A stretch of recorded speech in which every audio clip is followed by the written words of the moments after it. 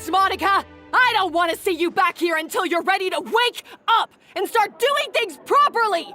Right now, you're a disgrace to my kitchen and to the Hotel de Boer name! It was an accident. I'm sorry, did you hear me asking for excuses? No, I'll do better, I promise.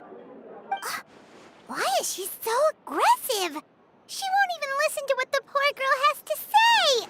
Oh, hey, cut her some slack. You gotta at least hear her out. Wait! Huh? Who do you think you are telling me? Wait a sec. Navia? So, you're bringing backup now. Suit yourself! You're still wasting your time!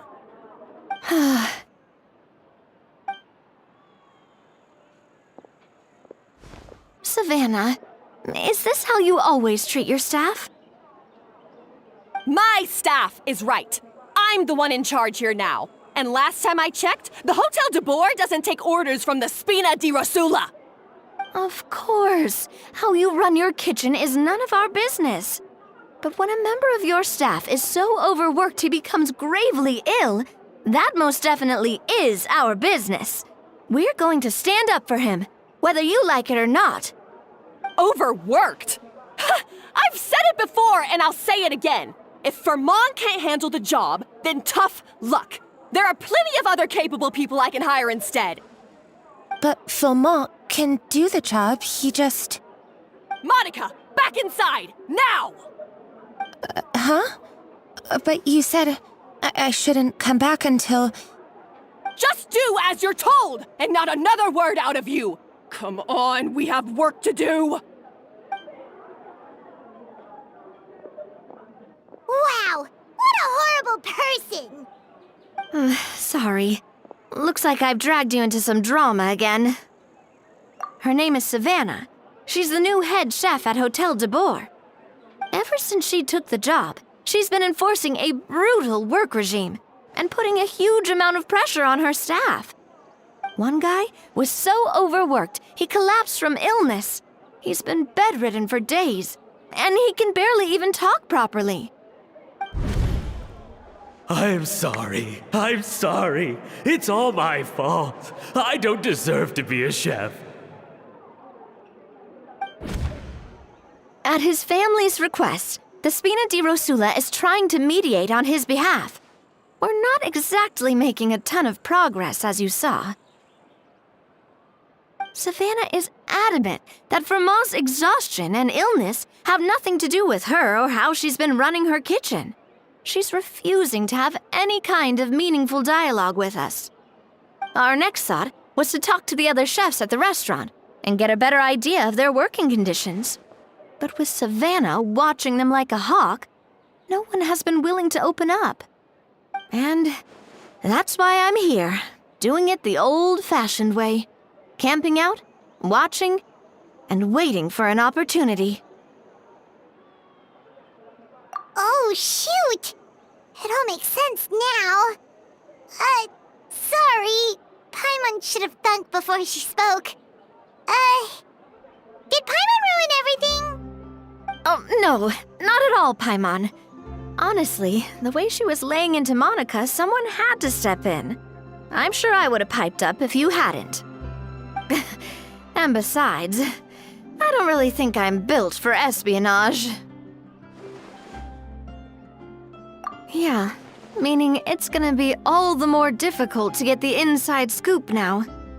Oh, I might as well head back to the Fleuve Cendre then. We'll need to come up with a whole new game plan. Paimon will join you, 'cause this is kinda all Paimon's fault. Guys, it's fine. You don't need to worry about it. That said, if you were planning to visit the Fleuve Cendre anyway, let me take you out for a meal. I'll make sure it's a proper feast. A really famous chef just joined the Spina di Rosula's tavern. Her name is... Sorry to interrupt. I just wanted to apologize for the scene you witnessed just now. We shouldn't subject our customers to that. This is a small token from us. It's some candy from Monica. She asked me to make sure it was delivered into your hands. Monica's the one apologizing? Huh. Clearly Savannah is the one who owes an apology. Our head chef has been a little highly strung lately. Sorry for everything. All right. Since there's candy, Paimon will drop it. Not the candy. Thank you for understanding. We'll make sure to pass your feedback on to Miss Savannah. A little highly strung, huh? Paimon doesn't get it. How did someone like her even become head chef? Well, according to Fermat's family, she hasn't always been like this. But that's a story for another time. Let's try this candy. Oh, Paimon totally gets it. Come on, dig in! Huh? Hold on, there's something written on the wrapper. Find Escoffier?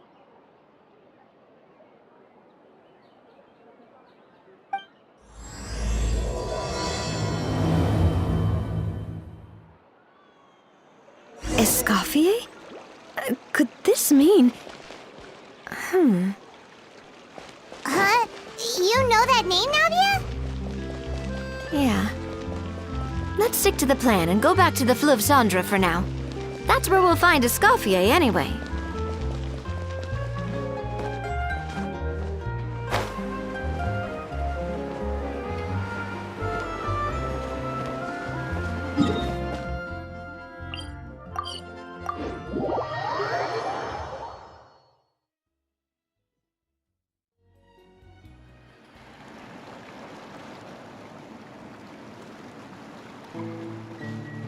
So, who is this Escoffier, anyway?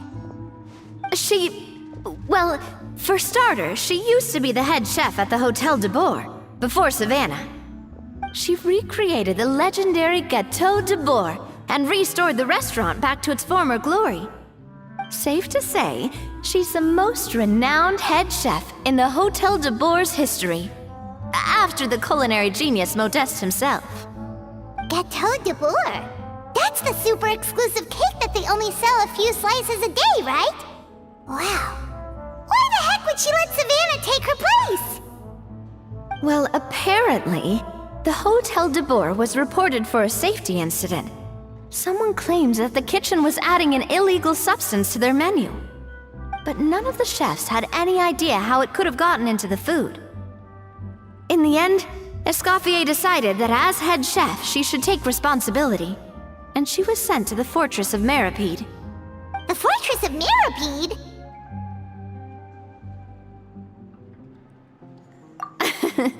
Well, you're right.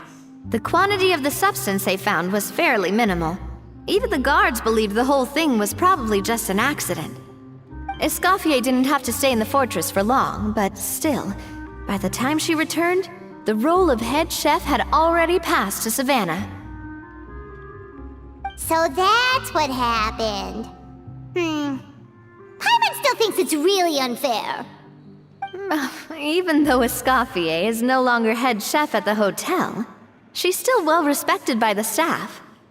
So, I'm guessing what Monica wants is for us to convince Escoffier to try and negotiate with Savannah on the staff's behalf.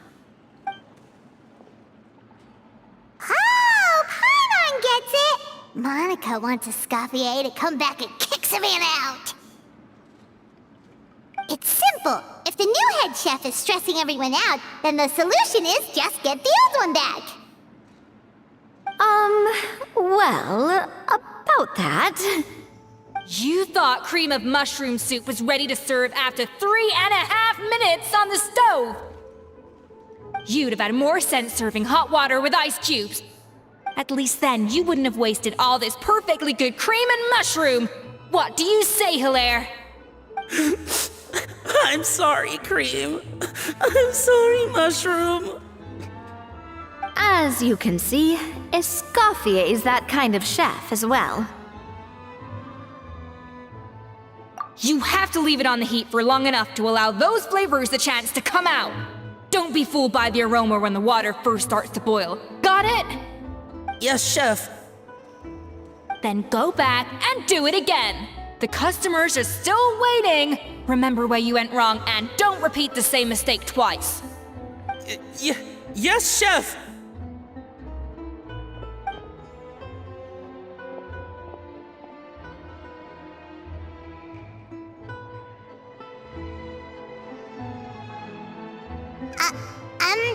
Excuse us, Waiting to be served? Sorry, we're pretty busy. I'm afraid you have to join the line. Oh, no, we're not here to eat. So you're not paying customers? Then I'm afraid the wait will be even longer. It's hard to talk to Escoffier when she's in the zone. Let's take a seat. We can catch up while we wait.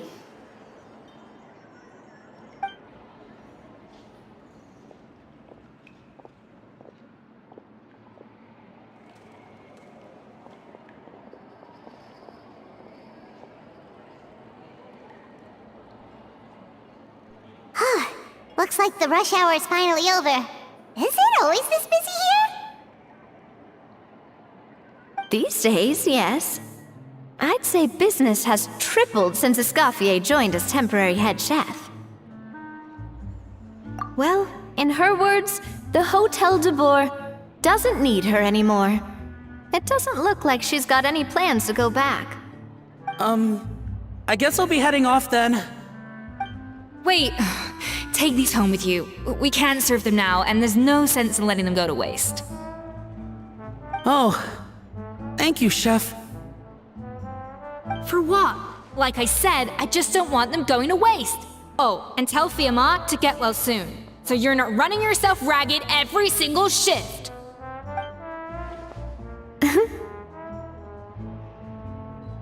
Fiamma. That's the second time we've heard that name. Who is that again? He's the chef that fell ill from stress. Hilaire is his son. And with Mom stuck at home taking care of Dad, he decided to pick up some work to help pay the bills. Escoffier knows their situation, so she's been making some extra food every day for him to take home.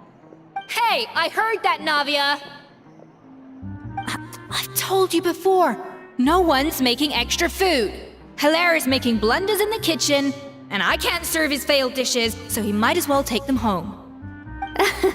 Yeah, failed dishes that just so happen to be nutritionally complete every single time. So, you two must be the world-famous traveler and her companion, Paimon, yes? Is there something I can help you with? Oh, so you know us already. We'll skip the introduction then. We're here to talk about Savannah. Oh, I certainly am. The Spina's headquarters are right next to the tavern. And I've lost count of the number of times Navi has come to pester me about it. But I don't work for the Hotel de Boer anymore. And being ex-head chef doesn't give me the right to interfere with that business. Besides, I'm the one who persuaded Savannah to take the job in the first place. What? Well, she was a much gentler person back then. A little timid, even. She wasn't at all confident that she was the right fit for the role. That's hard to believe. Are we definitely talking about the same Savannah here? Honestly, I do wonder if she's just emulating me. I mean, I'm not the most pleasant head chef to be around either. Anyway, suffice to say that given the history between us, it'll be tricky for me to tell her she's doing her job wrong without coming across like a huge hypocrite. Fiamma and the others probably think that Savannah gets it all from me. I wouldn't be so sure about that, Escoffier. Look at this note we got from Monica. She mentioned me. Whatever shortcomings you feel you have, it looks like Monica still trusts you. As for the others, well, how can you know what they think unless you ask them? Monica. Plus, it's not like we're asking you to storm in there and raise hell. We're only in the initial phase of our investigation. All we're trying to do is get the other chefs to open up to us. Oh, Monica. Oh, Monica. Escoffier? I can't believe her! Powdered sugar is supposed to be applied sparingly. Look at all that on the wrapper. It's thicker than the sole of my shoe. Unbelievable! I won't stand for this. She has to learn. Come on, we're going. Wait, so now she's,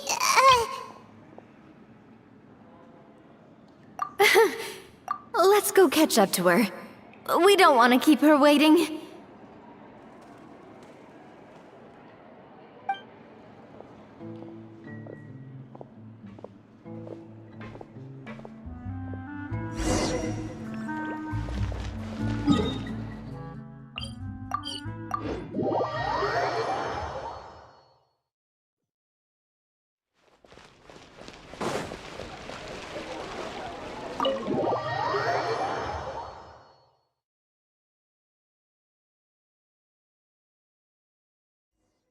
Wait, she looks like...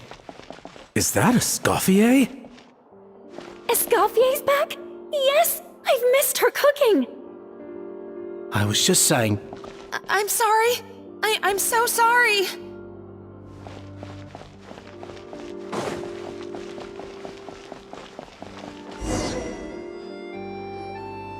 I'm sorry, I'm so sorry. I messed up your order. Oh, I wouldn't go that far. Maybe the taste is a little off, but if you hadn't brought it up, I don't think I would have noticed.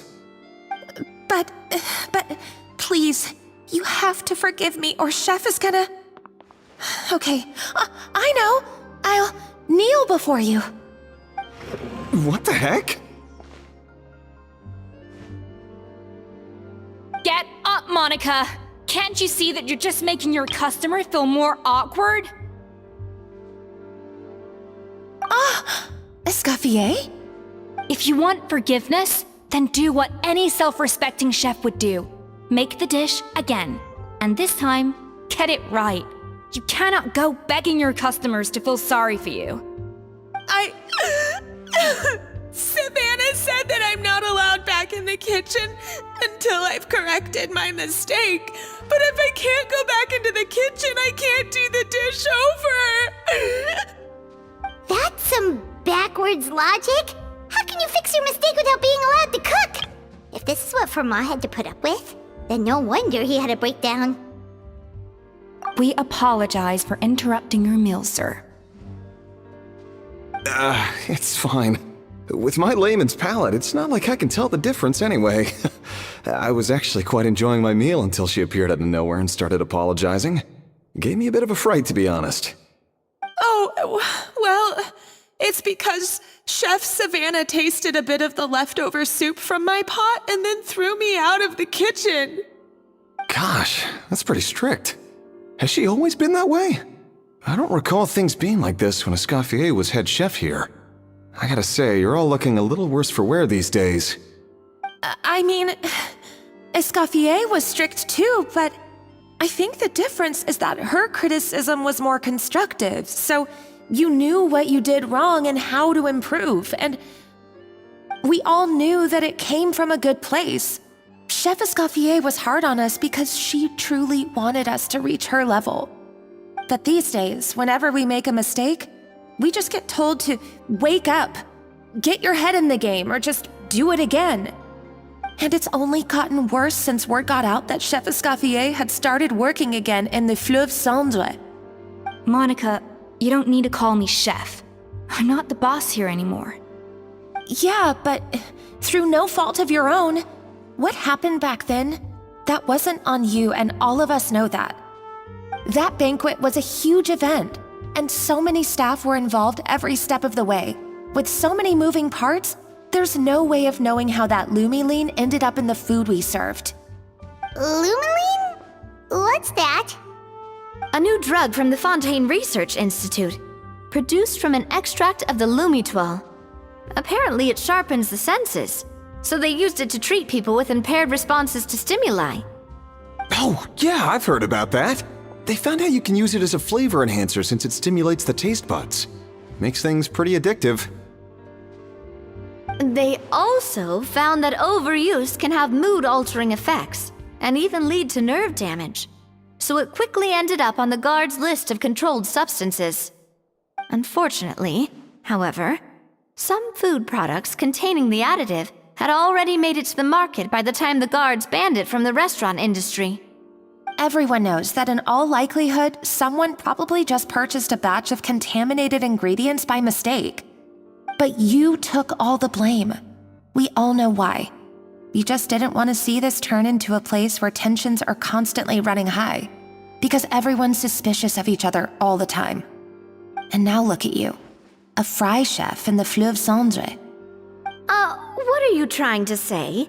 Sure, the Spina's Tavern is no Hotel de Boer, but come on, it's not that bad, is it? Oh, the Fleuve Cendre, you say? Great. That's where I'm dining from now on.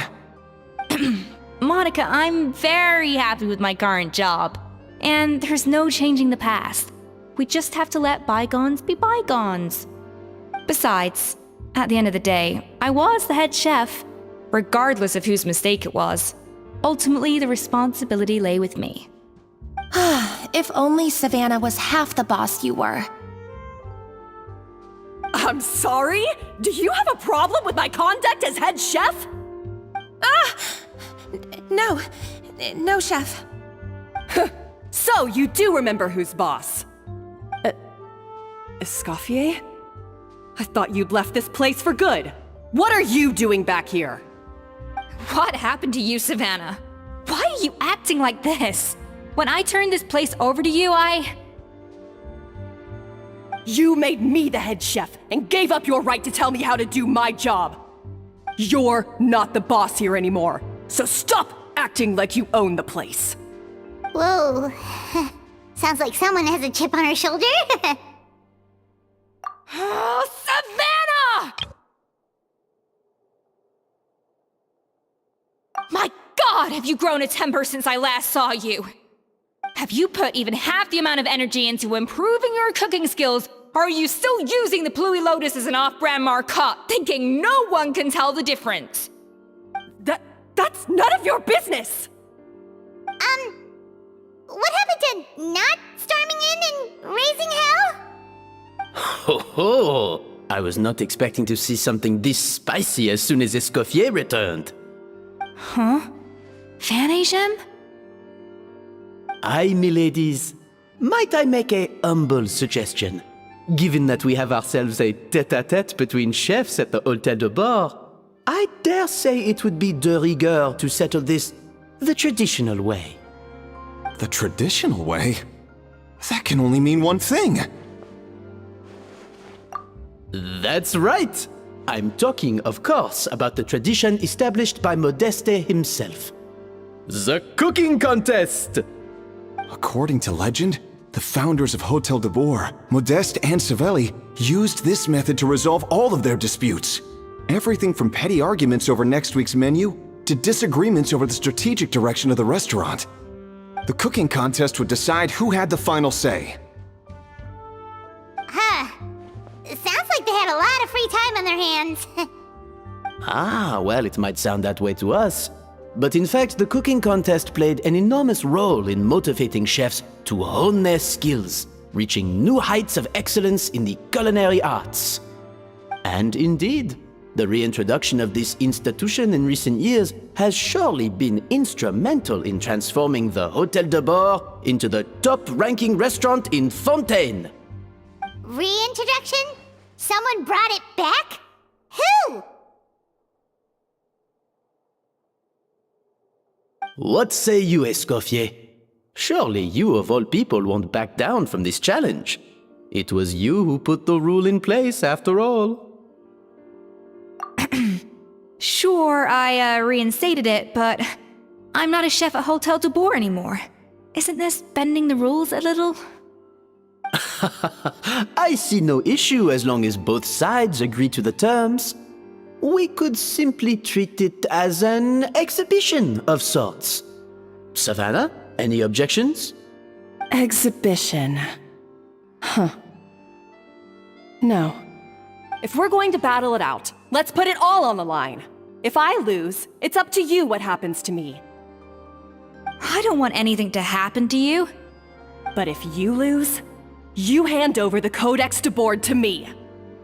What? The Codex de Boer? Only the legendary handbook written by the original head chef Modeste. It contains all his secret recipes, including Gâteau de Boer. It's the greatest treasure in Fontaine's culinary world, and only the present and former head chefs of the Hotel de Boer have the right to read it. Present and former. Wait, but that already includes Savannah, though. What do you want that old thing for? You have your own copy, don't you? Don't take me for a fool. You know perfectly well what I mean. I want your copy, the original version, the one you took with you when you left us. I'm sorry, I must be missing something. You know, there's no difference between the original and the copy, right? They contain the exact same recipes. Stop trying to change the topic. What's wrong, Escoffier? Scared you're gonna lose to me? Or are you scared of me getting my hands on the original Codex? Savannah, you may remember that we gave her the original as a parting gift, to thank Escoffier for her years of service. Asking for it back feels a little,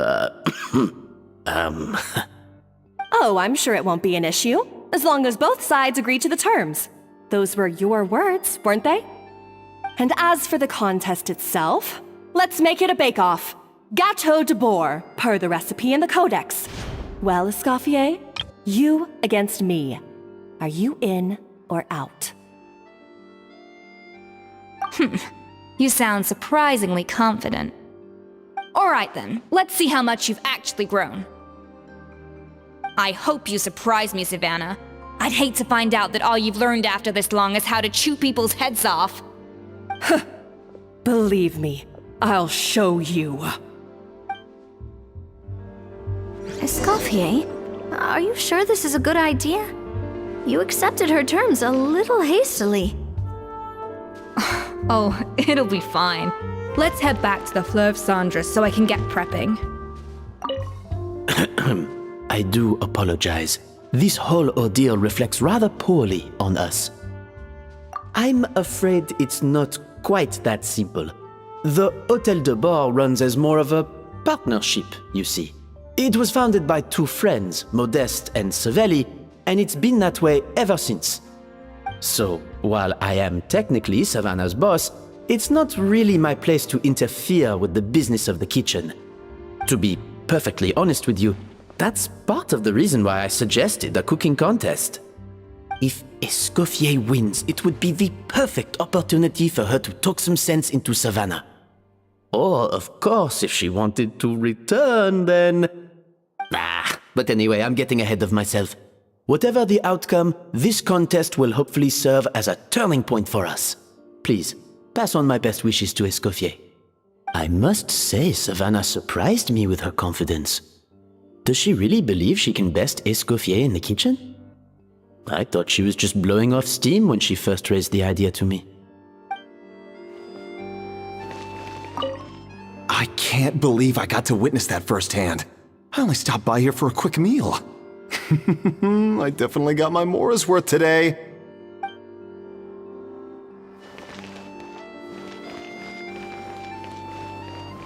Yep. When will Lydia and Lynette do another show?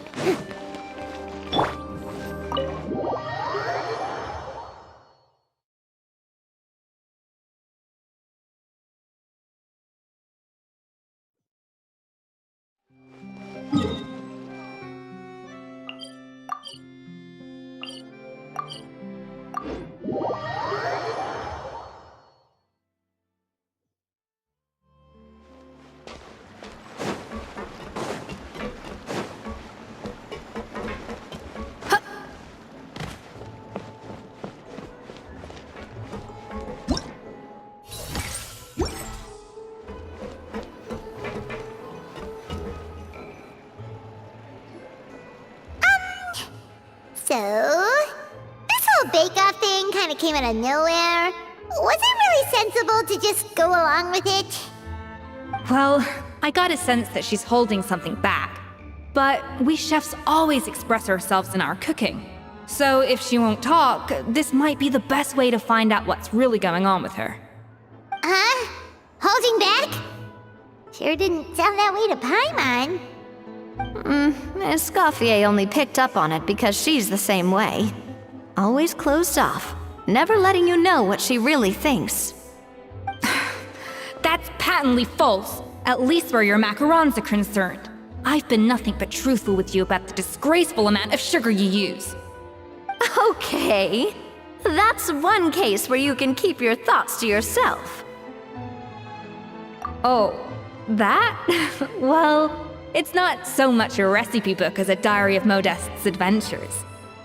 Back in the day, he and his good friend Savelli explored far and wide, partly adventuring, partly looking for new ingredients and developing new recipes. Their creations had an enormous influence on the course of Fontaine cuisine, turning it into a much more vibrant and diverse scene. For instance, legend has it that the original Gâteau de Bourg was made using a special secret ingredient that Modeste discovered on one of his adventures. So rare was the ingredient that they could never make more than 16 slices of the cake per day. But everyone who tried it claimed that it was one of the most blissful and invigorating things they had ever tasted.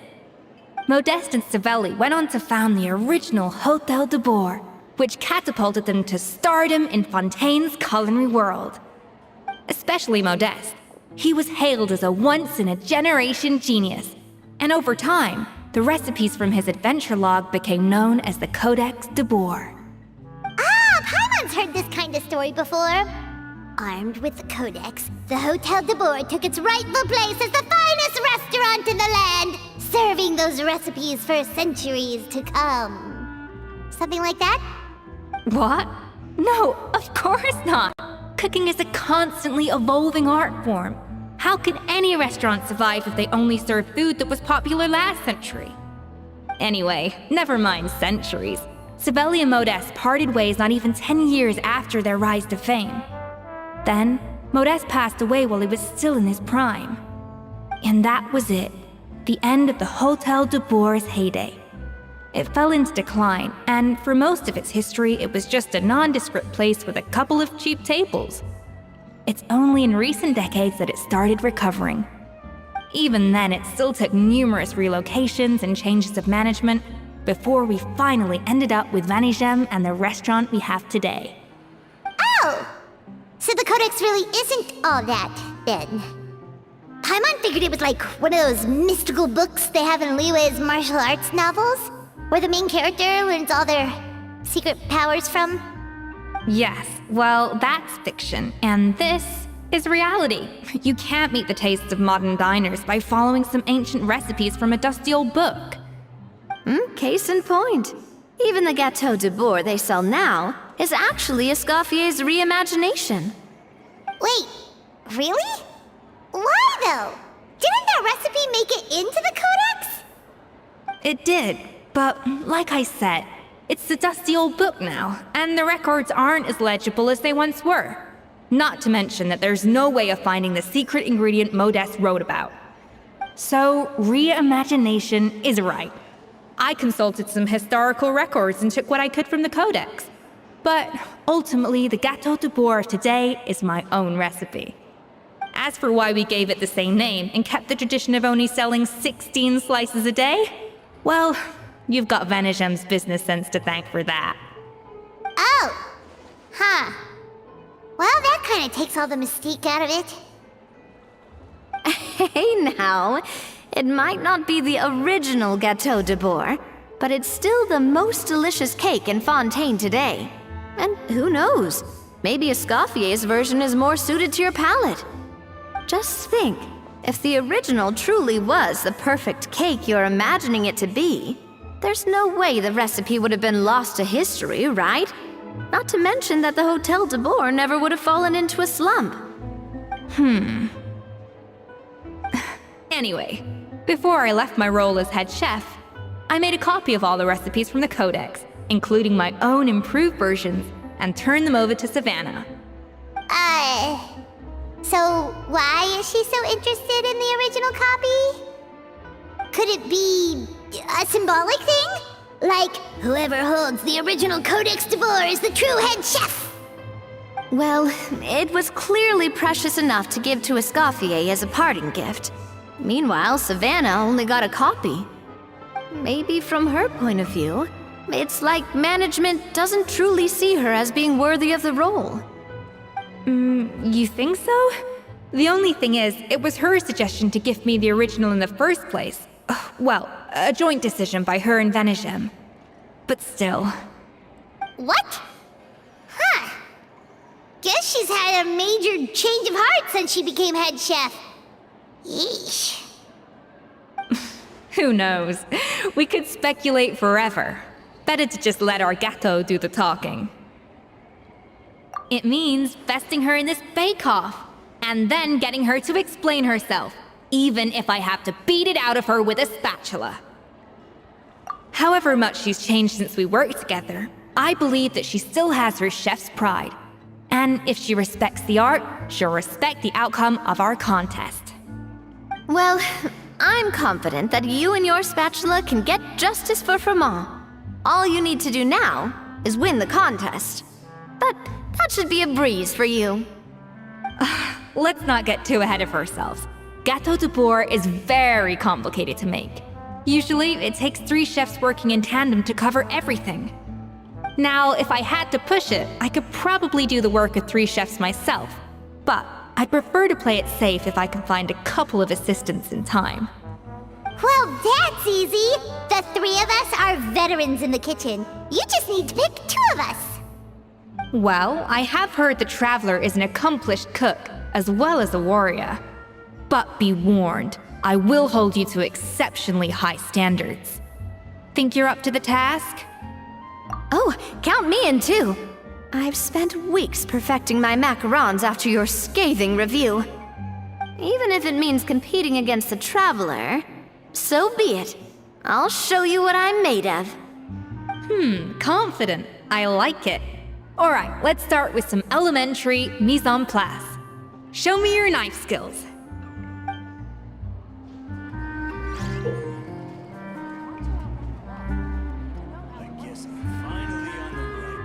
I've always called it chopping stuff up, not mise en place.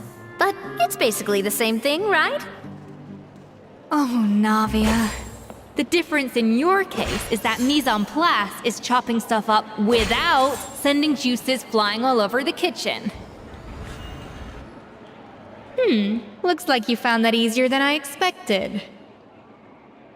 Yeah, thankfully it was pretty straightforward in the end. You made it sound like we'd be carving statues out of fruits or something. Well, brace yourself, because the next step is anything but straightforward. I'll be using this cold press to extract flavor compounds from the ingredients. A kind of special food processor I got the Fontaine Research Institute to make for me. It uses cold temperature extraction to isolate the essence of cooking ingredients, which can then be used to flavor dishes more precisely. But this isn't exactly standard kitchen equipment, so that probably didn't make a whole lot of sense. Let me give you a demonstration instead.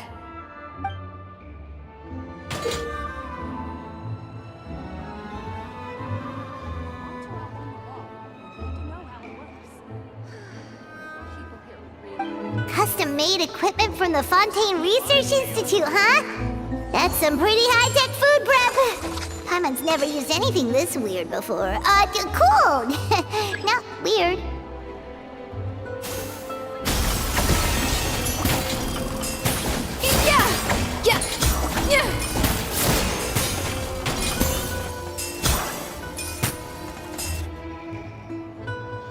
And done. These are the flavor compounds extracted from our ingredients. I've processed all the fruit you chopped up earlier. Wow! Even the smell is so much more concentrated. What next? Do we add all this stuff in? Absolutely not! Throwing everything in at once will ruin the balance of flavors. We have to go slowly and carefully to calibrate the exact flavor we want. I'll demonstrate again. Now, watch closely. I guess I'm finally on the right path. Slowly and carefully. Not a drop too much, and not a drop too little.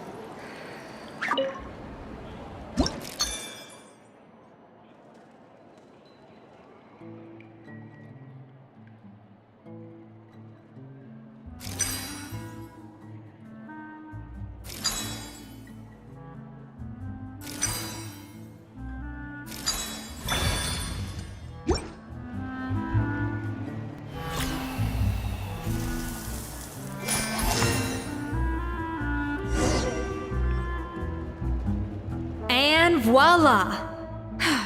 Now it's your turn.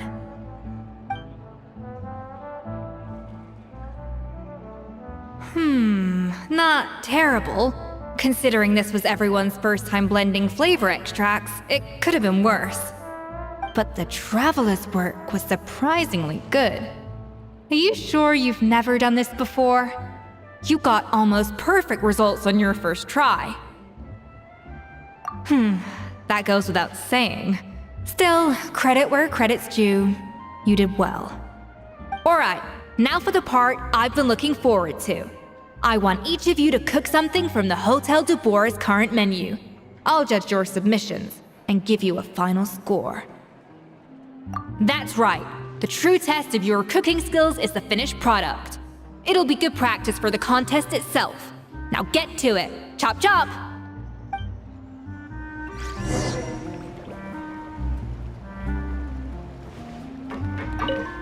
How's it going? Have you picked a dish yet? Choose wisely. I expect you to present the most delicious thing on the menu.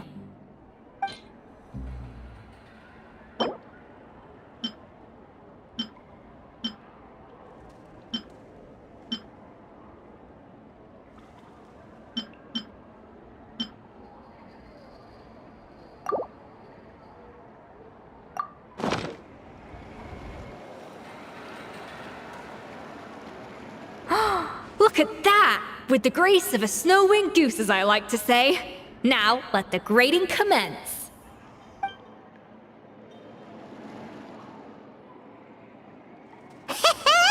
Pretty good, right? Not to brag or anything, but Paimon's a bit of a connoisseur when it comes to la food. 6 points. What? Oh, well, fair enough. Paimon doesn't cook all that often, so as long as it's a pass. That's 6 out of 100. What?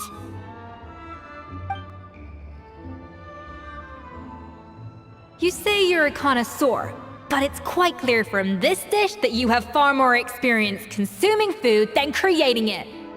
By that logic, I suppose you think listening to Lady Farina on repeat every day would make you an opera singer. Aww. Me next! I'll have you know that this batch of macarons has 2 whole tablespoons less sugar than my previous ones. So you went from 12 tablespoons to 10? Well, it's nice to know you actually measured it out. Because it tastes like you just threw in whatever was left in the jar. 6 points. Aw.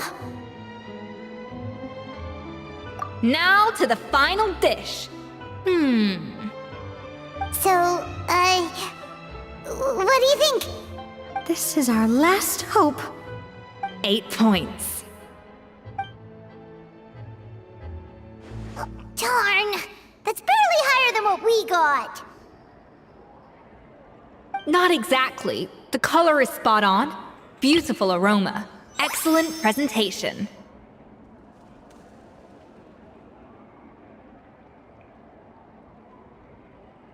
I have to give this one 8 points out of 10. Maybe even 9 points. Huh? How did you pull that off? Don't get me wrong. There's room for improvement. But still, this is clearly the work of an accomplished chef. I can tell that you've put many hours of work into honing your skills in the kitchen. I can really taste the grace of the snow-winged goose in this dish. The traveler's journey, with all its trials, tribulations, and setbacks. Not to mention the frustrations of having a picky eater for a partner. Hey, you made that last part up! No way did you taste that! Well, it looks like I lost fair and square. I guess you'll be taking the Traveler as one of your assistants then? But if it takes 3 chefs, that still leaves 1 slot remaining. Maybe Paimon and Navia should keep practicing and see how it goes? Chef Escoffier! Oh, it's Hilaire! What brings you here? I heard the news about the cooking contest. You're doing Gâteau de Bois, right? I was just wondering if you needed any help? And you think you're up to the task, do you? Oh, no, I know I'm not there yet. It's actually my dad who wanted to help.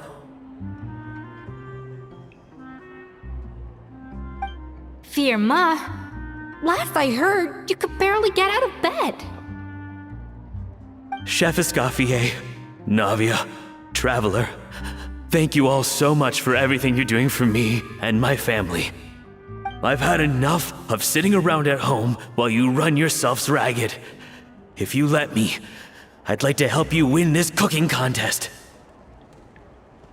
Yeah, I was gonna say the same thing. Don't you worry. I'll be fine. I'm feeling much better now. I'm sorry. I know I've been rather useless these past few days, but not anymore.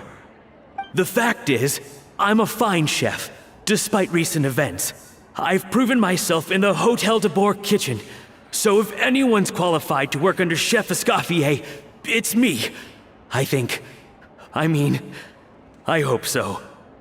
Firma, have you even set foot in a kitchen since leaving Hotel de Bois? I have not, but I'm fully rested now. I know I can handle it. I'll prove it. Let me whip something up for you right now.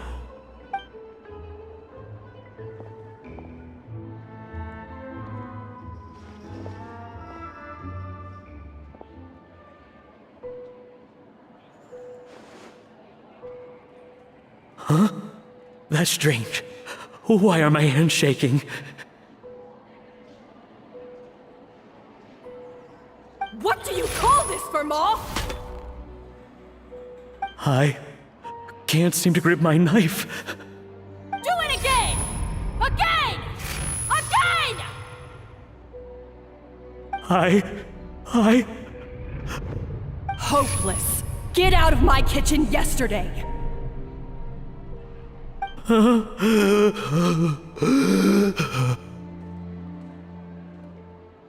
Dad, what's wrong? I don't understand. I was feeling so much better, and then Will I never be able to work in a kitchen again?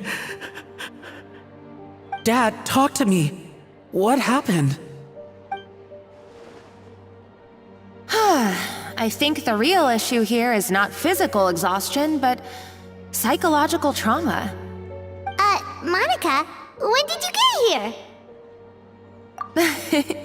Probably because you were all concentrating so hard on your cooking. I didn't want to interrupt your flow. But anyway, Firma, I'm so sorry. If only I'd known how serious your situation was, I would have stood up for you sooner. You have nothing to apologize for, Monica. During those long nights of redoing every order, you were the only person who looked out for me. Oh, come on. All I did was make you some tea. I doubt it was much help. Savannah was so ruthless toward you. I probably should have brought you something stronger. She sounds like the worst. All right, another Savannah horror story. Let's hear it. She's been getting harsher and harsher on us ever since she heard about Escoffier's new role in the Fleuve Cendre. Seems like no matter what we make, she'll find something wrong with it. What is this? It looks like a dog's been at it! In the trash now! Then she orders us to redo the dish again and again, but we never know what's going to make her happy. Do it again, do it again, do it again! Every time you remake it, you just get another earful from her. Either straighten yourself out or get out of my kitchen! So now, it seems like just picking up a kitchen utensil gives me flashbacks of her yelling at me. Oh man, that must be awful. The more I want to get it perfect, the more my hands shake, and the more scared I am of making another mistake. How can you give up so easily, Firma? You weren't a quitter when you were working for me. And even under Savannah, you talk about working late into the night trying to perfect your dishes. That says to me that you still hadn't lost that determination to prove yourself. What changed? I don't know what's come over me. When I think back, I just remember feeling like my heart and my hands were growing heavier and heavier as the shift went on. Each time I had to redo a dish, my heart sank a little further. Maybe Savannah was right. Maybe I am just hopeless at this. Dad. I see. Well, it sounds like there are some deep issues at work here. Ones that won't be resolved by merely seeking compensation. I will win this contest, and after that, I encourage you to approach Savannah and talk this out. But what if you can't find another assistant in time? Clearly, I'm in no state to help out. You think being one person short will ruin my chances? Let's not forget, I taught you and her everything you know. Even if I had to go it alone, I would present the perfect gâteau. Oh, well, Paimon and Nadia will still keep practicing, just in case. And so will I. Yeah! And if worse comes to worse, we can always get the Spina di Rosula to put out an emergency call for chefs. There's gotta be someone out there, right? Actually, I thought maybe I could help. That's sort of why I'm here. What? Why didn't you say so? I was going to, but then... well, this is the first chance I got. You do this for us? Thank you so much, Monica. Alright, fine by me. But aren't you still working for Savannah? Joining the other side seems like a guaranteed way to put your future employment in jeopardy. I know, but it's all right. I've made up my mind. With the way things are, I can't keep working for Savannah much longer anyway. Unless I want to become the next Firma. I'm done with sucking it up. It's time to try and turn things around. If this cooking contest can get Savannah to see the error of her ways, then I'm sure she'll forgive me for this. Well, Paimon didn't think we'd be poaching from Savannah's staff to get our third person, but there you go. Anyway, Monica's a professional chef, so nothing could possibly go wrong now. Great! Then it's settled. And to congratulate you all on making the team, I propose a Spina-sponsored meal to celebrate. Spina sponsored? Wait, you mean I'm cooking? Well, I promised the traveler a feast in the Fleuve Cendre. And I know how much you've been looking forward to it. Yeah! Feast, feast, feast! Alright, if you insist, then prepare for some of the finest food of your lives.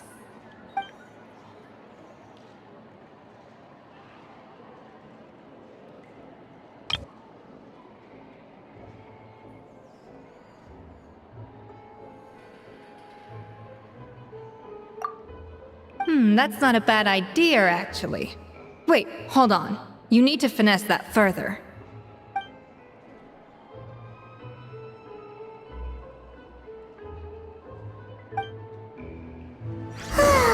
That was a dream come true. Paimon never knew Fontanian cuisine could be this good. So, this is what Chef Escoffier is truly capable of.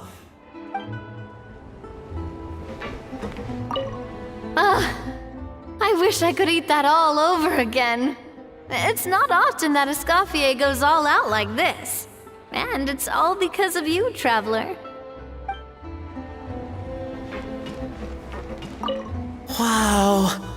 I don't know if I'll ever be able to cook as good as that.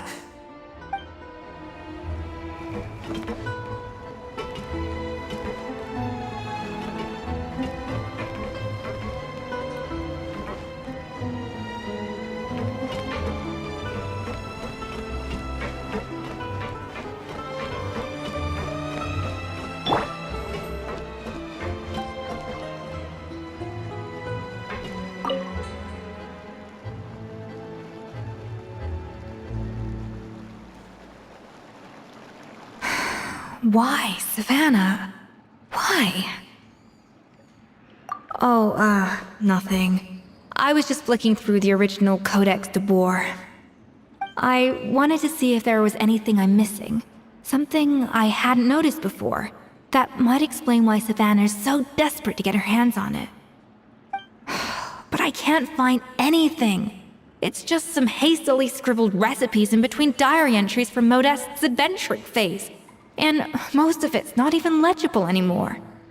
The copy I gave her not only has all the recipes in full, but even includes my own private tips and notes from years of experience. Surely that's infinitely more useful than this old thing. Yeah, maybe. Still, it's just hard for me to imagine that the Savannah I knew would go to all this effort just to make a point. We were. At least I always thought we were. She was a little shy, but meticulous with everything and everyone she dealt with. She made a few mistakes here and there, but she was quick to correct them whenever they were pointed out. And she was always striving to improve as a chef. Those qualities are why I recommended her to replace me as head chef. I never imagined for 1 second that she'd cause Fiamma and the other staff so much grief.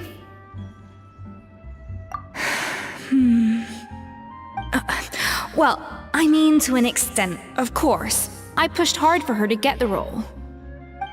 And the idea that she turned out like this because of me is difficult to come to terms with. I wonder if this is how Modeste felt back when he was writing the Codex. Yes, with his good friend and co-founder of the Hotel de Boer, Savelli. The story goes that after Modeste unveiled his Gâteau de Boer and was hailed as a culinary genius, he was admired and adored by all. But his newfound fame slowly drove him and Savelli apart. Unlike Modeste, whose every new creation was an instant hit, Savelli seemed to face setbacks every turn. Doors that would swing wide open for Modeste would shut in Savelli's face. And with Modeste being whisked off to all manner of functions by his celebrity friends, he had less and less time to discuss the culinary arts with Savelli. People started gossiping about Savelli, and their relationship between the two gradually soured. Everything came to an abrupt end when Modeste, still in the prime of his life and still hailed as a genius, suddenly died from an acute illness. And that was it. They neither had a decisive split, nor got the chance to properly reconcile. Their story just came to an end. One rumor had it that Savelli actually killed Modeste out of jealousy, even as the latter was hoping to make amends. Unlikely, it's a popular theory, but there's no real basis for it. At least there are no records of Savelli ever being convicted of a crime. Still, beyond a point, there's no way of knowing what truly happened in the past. All we can do is try to make sure the present doesn't quite go as badly. And that's why I have to win this contest tomorrow. Then get the truth about everything that's been going on, even if it means cracking her open like a nut. You're right about that. Just follow my lead and victory will be ours.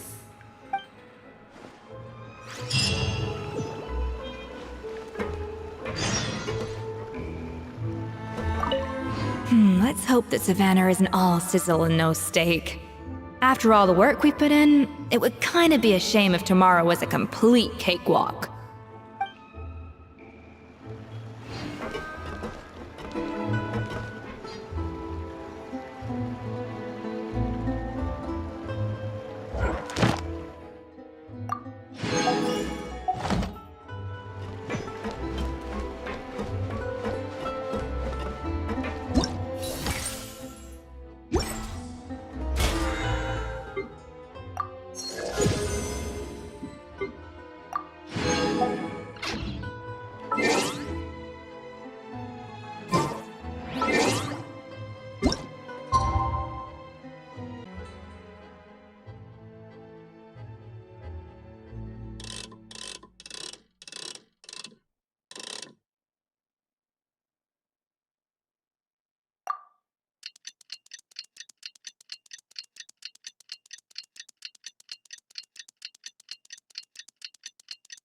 It's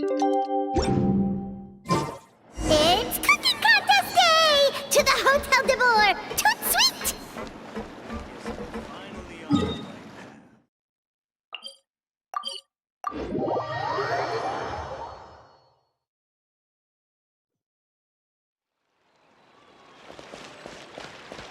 Did you hear the news? Escoffier's coming back for a cooking contest. Wait, seriously? Escoffier in a cooking contest? Now that I've got to see! I don't get it. Why would anyone in their right mind challenge her to a cooking contest?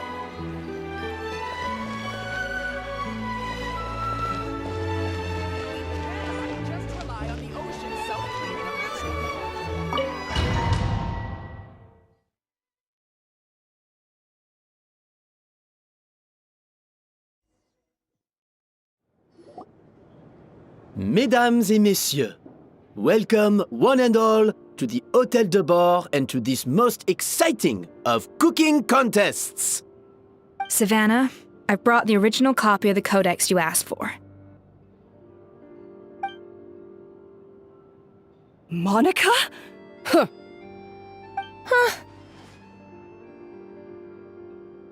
In the interests of fairness, this contest will be conducted in a double-blind format. Once the dishes are complete, they will be sent to the back of the kitchen where they'll each receive a label.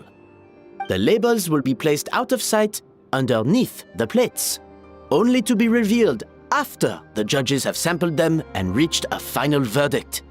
This is to ensure that no one will know which dish is made by which contestant. As one of the judges, I promise to be fair and impartial. When my meal got interrupted yesterday, I never thought this is how they'd make it up to me. Getting a seat on the judging panel is a pretty sweet deal. Both contestants have taken their positions. Then, without further ado, let the Hotel de Boer cooking contest commence!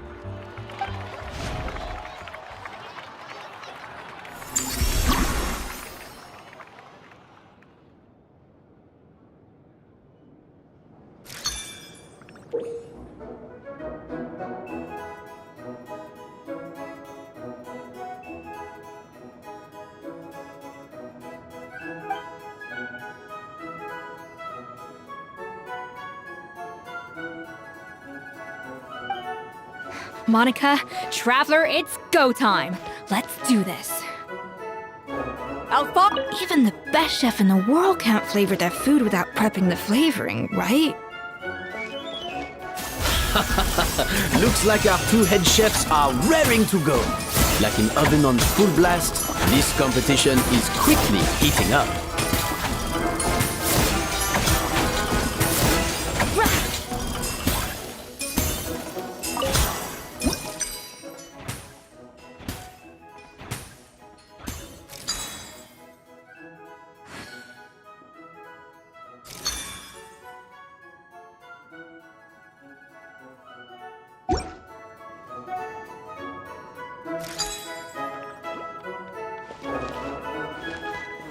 A little amuse-bouche! Huh.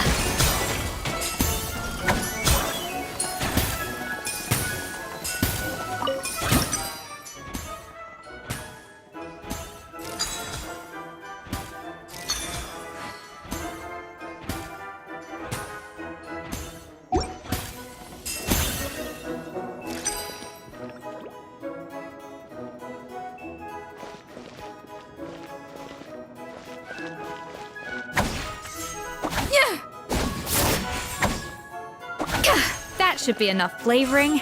Now hurry up and balance the flavors. Stay calm, Escoffier. There has to be a way to balance the flavors. Just think. What are you doing, Escoffier? Your team's waiting on you.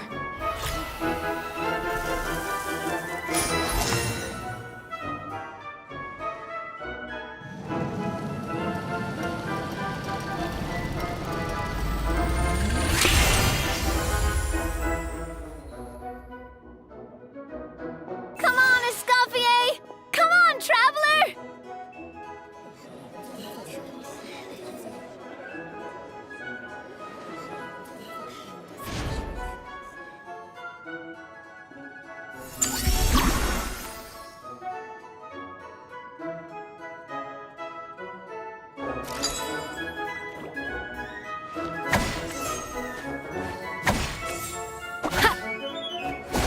Yeah!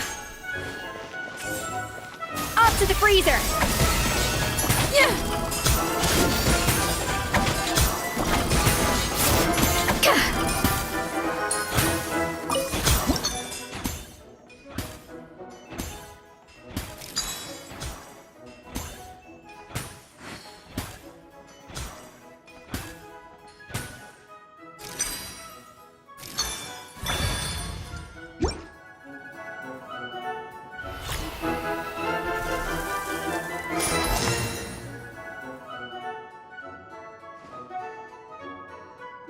So,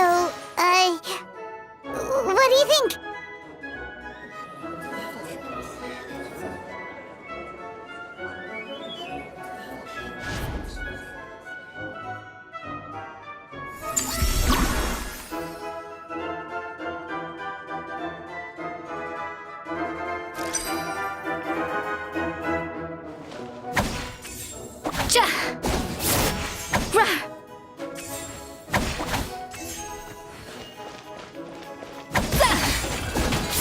Escoffier is already on the final step of the recipe. Let's check on Savannah's progress. I think this flavor profile is still a little bit off. Enough! Ugh, useless! Both of you, make like an egg and beat it! I'll do it myself! Wow!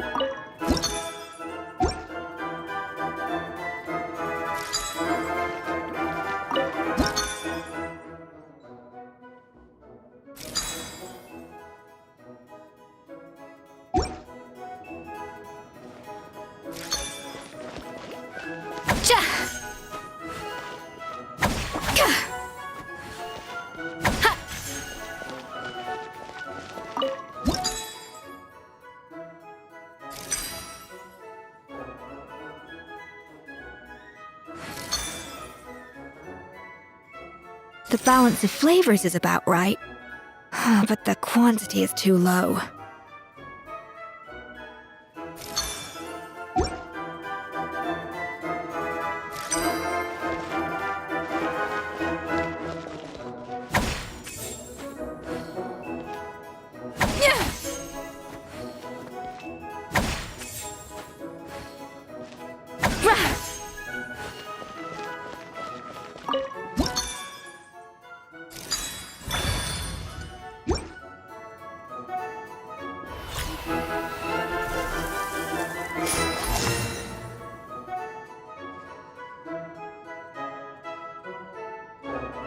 You can't match Escoffier's talent.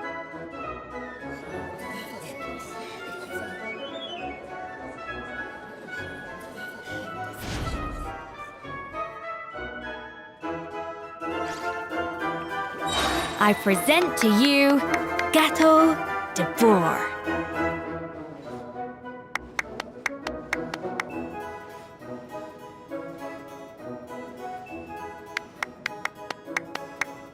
Even the most unassuming ingredients can produce astounding flavor. But unlocking that potential... Pinnacle of excellence!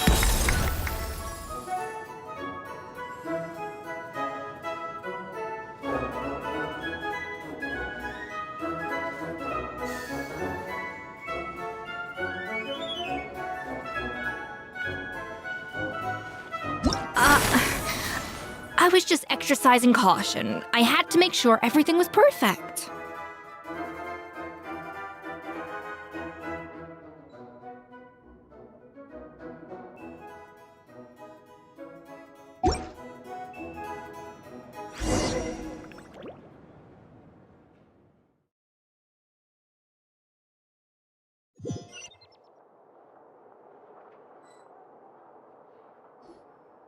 Time's up!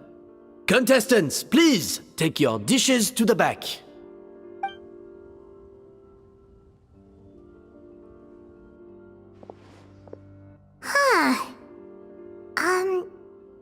That guy was right. You really can't tell whose is whose just by looking at them.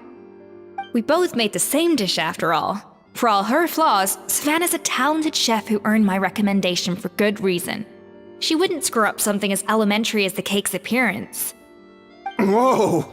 This is really rather good. Wonderfully soft and fluffy. Beautifully sweet. This is a masterclass in how to make gâteau de bois. I would give this one at least 9.9 out of 10! Only because there's something about the flavor of the base. It's just a little different from the recipe I'm used to. Huh? Really? I couldn't tell.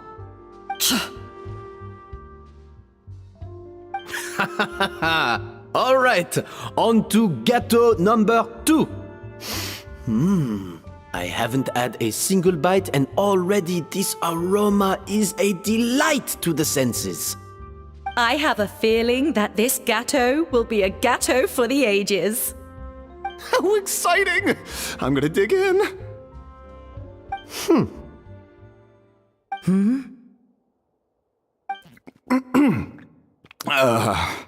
I think maybe someone got a little carried away when they were adding the sugar. Not just the sugar, it's the flavors too. This is all over the place. Who made this? It appears the decision is unanimous. This gâteau is far below the standard we would expect.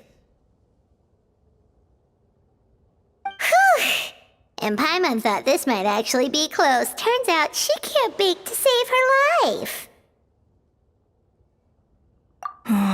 Something's not right here. Savannah may not be perfect, but no way is she this sloppy. I can now declare that the creator of the first gâteau has won this cooking contest. Now, all that remains is to turn the plate over and reveal the chef's name underneath. What? It's Savannah? No! That's impossible! Hey, Savannah! You cheated, didn't you? You cheater! What did you do? Oh, you swapped the plates, didn't you? Well, someone's a sore loser. These cakes went from the oven to the judge's table without me ever laying a finger on them. And everyone here can attest to that. It was Vanejem's staff who labeled them in the kitchen. If you're looking to accuse someone, why don't you start with them? Isn't it more likely that Escoffier's lost her edge? Oh, or maybe her assistants let the team down. You take that back! Judges, we demand a rematch!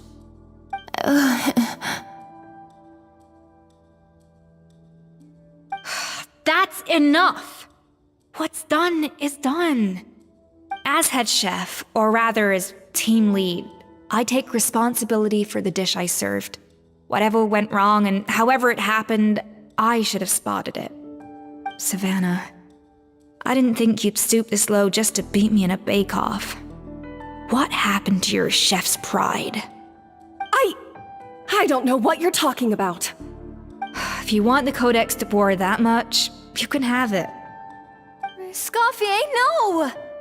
But you must promise me that you'll apologize to Firma and compensate him for everything you put him through. It's a little late to be negotiating terms. The contest is over and I won. That means you owe me the Codex, and I owe you nothing. Look, Savannah, you may have fooled everyone else, but can you really fool yourself? What I'm offering is to accept defeat without looking to expose what you've done.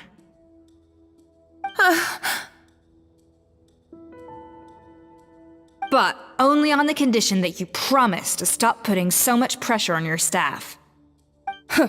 Fine. I'll treat this as your final handover of duties from one head chef to the next. So, will that be all, ex-head chef? Or is there any other unfinished business you'd like to leave in my hands? I didn't mean that to be a scolding from your former boss, just a word of advice from a fellow chef and a friend. But I don't know if you're even open to input from other people anymore. I know what I'm doing. I don't need your advice. All right, fine. I'm glad to hear it.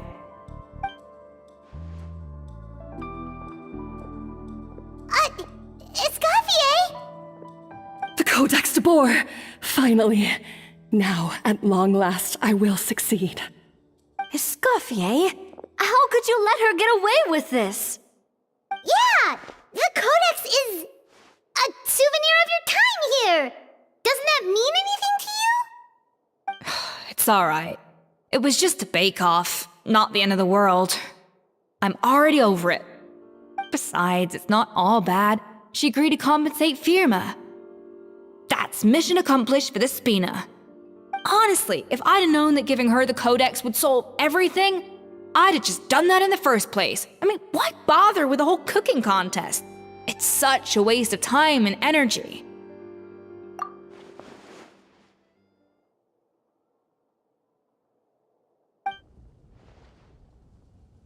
No.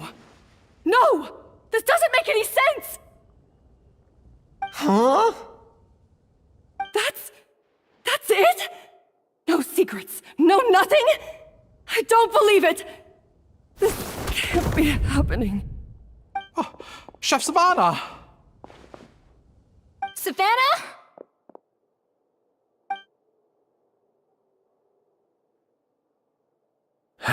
It's nothing life-threatening. Just a lot of pent-up stress and exhaustion. Oh, I knew it. Pent-up stress? The truth is, however hard she might be on the rest of us, the person she puts the most pressure on is herself. Yes, there are nights when she makes us redo things over and over into the wee hours. But for her, it's every night. She'll hide herself away in the kitchen, working on new techniques and recipes, and only realize how long she's been at it when we come to work the following morning. But why? Why would she do that? Our best guess is, she doesn't want to be seen as less of a chef than Escoffier. And there it is. Even so, that's no excuse for taking her anger out on the rest of you. Yeah, and it's definitely no excuse for cheating in the cooking contest. About that, we honestly have no idea how she did it. We were focused on our own work the whole time, like she asked. Leone and Algalia were the ones I tasked with labeling the cakes. I've already spoken to them both. They're at a loss to explain it too. Not to worry. Come on, join me downstairs. I'll interrogate the guilty gâteau myself.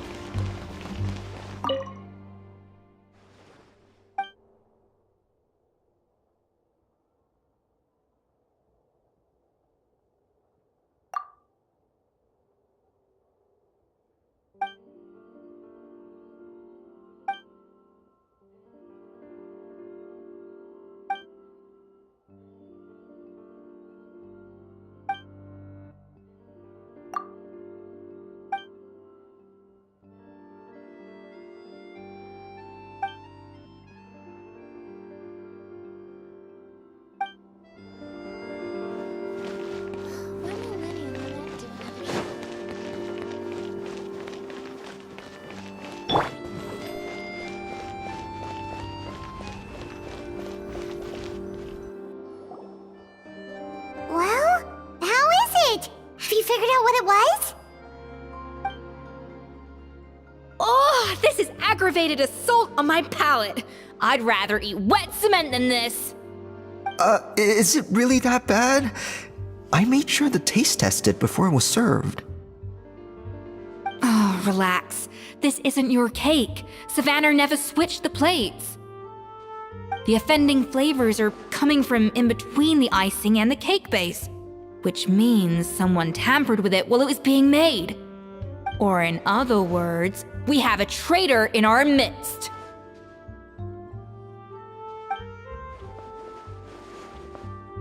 I'm sorry. I was forced into it. It was Chef Savannah. She said if I didn't cooperate, she would... Calm down, Monica. I've already accepted defeat. And if I wanted retribution, I would have brought this up when the results were announced. Whatever's going on with you, just spill the beans. There's no need to hide it.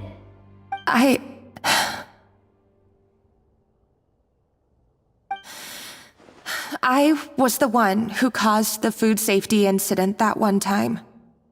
Food safety? Wait, you mean the Lumaline incident? So you procured the contaminated ingredients? I think so. Savannah and I were on procurement that day. I didn't check everything as well as I should have, and so I let contaminated ingredients make it into the kitchen. But I swear I didn't do it on purpose.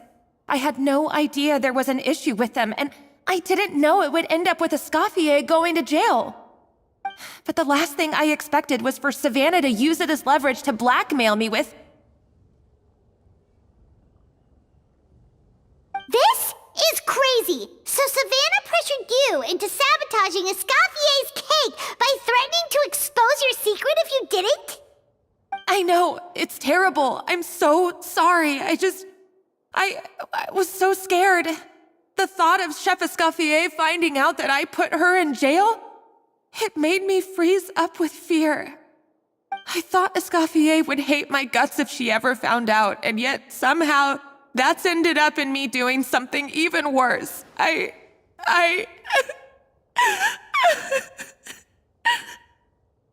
Seriously? All this fuss over a little slip-up? Huh? Firstly, it's not like I got a life sentence. I did my stint at the fortress, and now I'm out. And secondly, I had my own reasons for leaving the Hotel de Boer. This wasn't the only factor. So, you don't need to feel ashamed or frightened or anything like that. Any more than you need to add butter when you're pan-searing foie gras. You mean... you forgive me? Oh, well, I'm not saying you don't have to take responsibility for your mistakes. You should tell Vanagem to mark down your performance for the past few months. Then do some digging and find out exactly where those contaminated ingredients came from. Sure, you've made mistakes, but now's the time to fix them. Understood? Understood.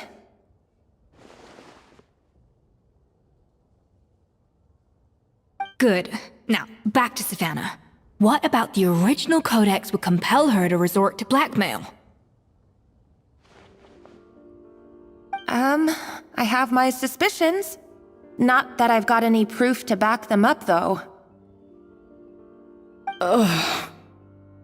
What happened to me? I've overheard some customers murmuring about how the Hotel de Boer hasn't been the same since Escoffier left. They think our menu doesn't taste like it used to, especially our signature items. Now that you mention it, I noticed it during the contest too. I couldn't put my finger on it, but the flavor seems subtly different from how it used to be.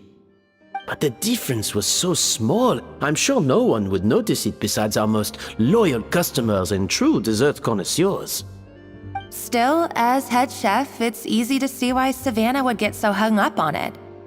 So many times I've seen her make the cake base over and over again, late into the night, determined to match Escoffier's version. But something's always slightly off every time. Yeah, I've noticed that too. Never really gave it much thought, though. Thinking back on it now, it's clear that Savannah's been in a downward spiral ever since Escoffier left. She wants to prove that she can fill Escoffier's shoes. That's gotta be the reason. But after countless setbacks, she's getting more and more unhinged. And at some point along the way, she switched from doubting herself to doubting Escoffier. Doubting Escoffier? For what? Yeah, it would explain why she was bent on getting the original at any cost. She must have thought Escoffier purposely omitted key details from her recipes when she copied them out. Also, she could retain her place as the #1 chef in Fontaine, the only one privy to all the secrets of the trade. Oh, for goodness sake, what a stupid idea. Of course.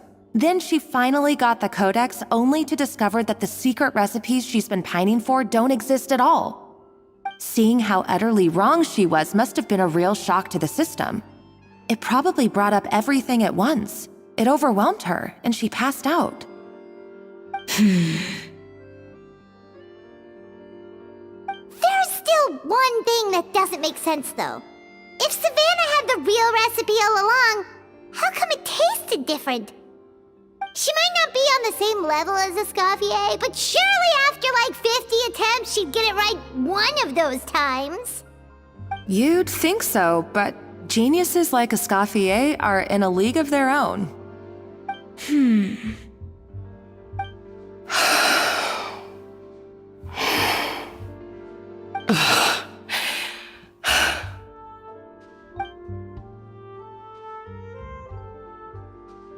New head chef, you say? What's her name? I don't think I've heard of her before. I wonder, can the Hotel de Boer keep its edge without Escoffier at the helm?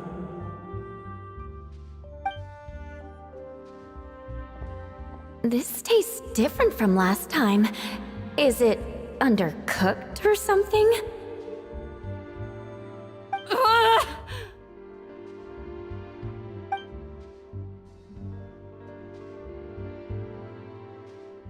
Take this. It's a copy of the Codex de Boer. From now on, you will be its keeper. Don't listen to the doubters. If I say you can do it, then you can do it. Even if you don't believe in yourself, at least believe in me. Hey, did you hear me? Once I'm gone, the restaurant is all yours.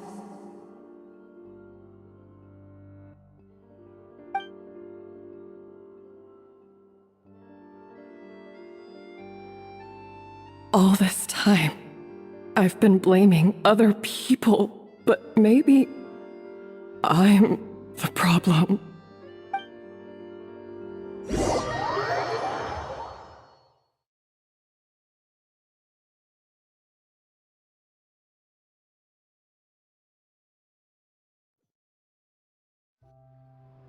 I sincerely apologize for putting everyone out. Savannah's awake now, but I don't think she's ready to speak to anyone yet. Let's give her the day to calm down. I'm sure you'll have the chance to talk everything out tomorrow. In that case, I'll go and update Verma and his family. I wonder what he'll make of all this. So, we'll come back tomorrow then. That was a long day. I think I've earned myself a sweet treat when I get back home. Oh, nice! Macarons? Or are you gonna switch it up this time?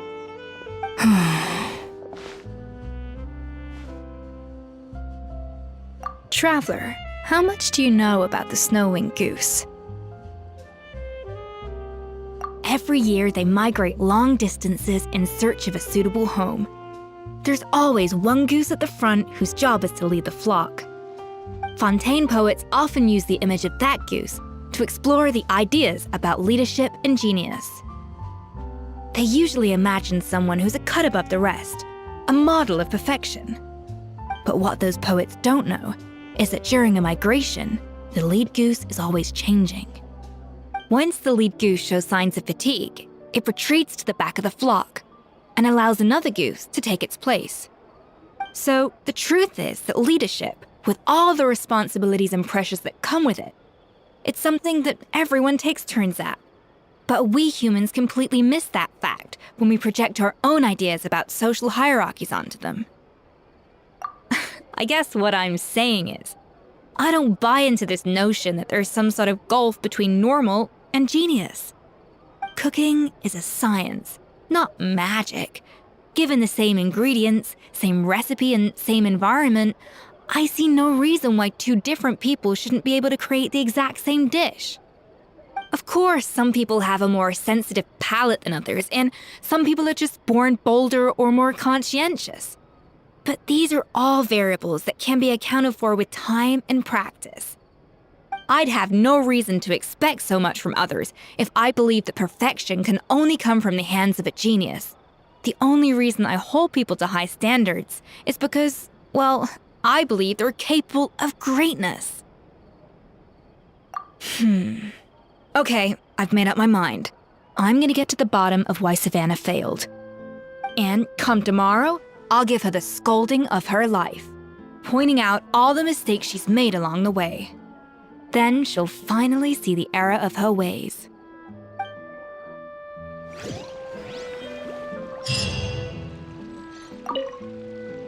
Thank you for your words of encouragement. I'm gonna head to the Hotel de Boer and spend the night investigating. I guess I'll see you tomorrow. Genius? Calling someone a genius is just another way of saying I'm too lazy to figure out how I need to improve. It's a defeatist attitude and I won't stand for it.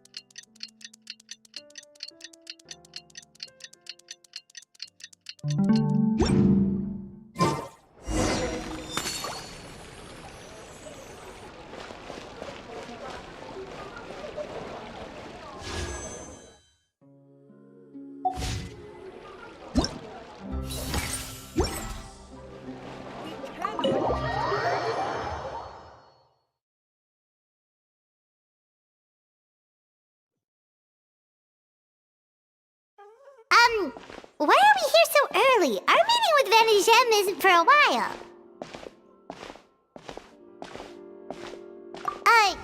Check on her? Why? What happened? Oh no. Escoffier, are you alright?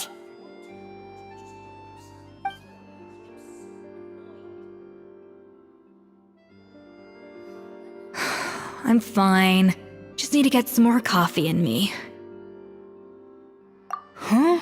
What happened to my coffee? Did I really drink it all? Alright. Thanks. I appreciate it. Well, there's cooking facilities here. Or we could just grab a cup of coffee from Cafe Lutece, but either way, hurry!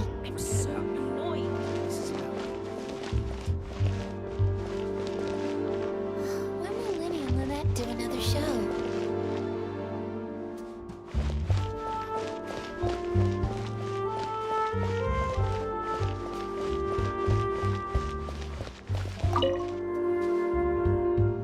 Coffee. Need coffee.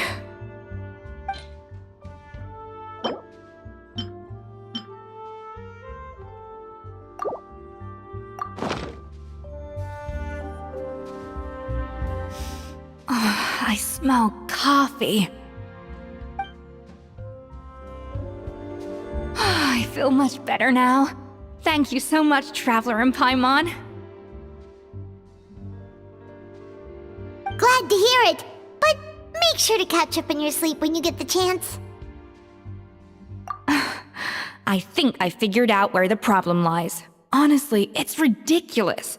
I don't know whether to laugh or cry. Wait, what investigation? What are you guys talking about? I'll save it for when everyone else gets here. It's so stupidly small, I can't believe it's caused so much drama. Yes, except my failures were stepping stones to success. Escoffier, have you seen Savannah? Huh? No, not since yesterday. Why? What's wrong? After seeing her home yesterday, we were all a little concerned about how she was doing. So, I dropped by her place early this morning to check on her. Only to find an empty house with the doors wide open. I left Alphonse and the others to keep watch at her home, while I checked the Hôtel de Bord. I'm worried something bad might have happened. If she's not here, then where could she be? Boss, Escoffier, bad news. Alphonse? You're supposed to be keeping watch at Savannah's house. We were, but then, just after you left, we found this stuff in her house. Oh, it looks like a map with a bunch of random places circled. What does it mean? Wait a second. This feels familiar. I'm sure these places are all connected somehow. Of course, from the Codex. They're all places that Modeste explored on his adventures. Yeah, but I don't understand. The adventure logs in the Codex are too fragmented to be of any use. How come this map shows all the missing details? The Codex de Bord? Then, this place marked in red out at sea. Could that be the fabled birthplace of Gâteau de Bord? Seriously? So now she set her sights on finding the original recipe and beating Escoffier that way? Geez, Savannah. Anything to overcome a gâteau plateau, huh? Ugh, idiot! Does she have a death wish? Those ruins are thousands of years old. Hold on, there's more. Besides the map, we also found these letters.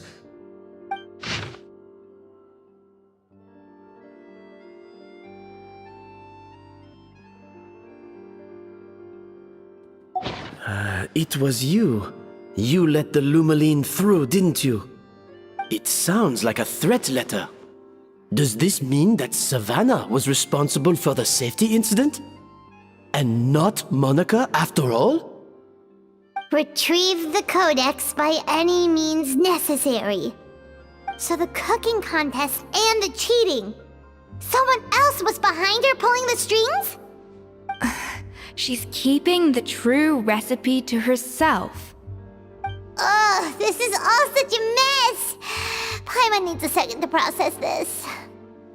First, we thought that Savannah forced Monica to cheat in the cooking contest. But now, it turns out that someone else forced Savannah to force Monica to cheat?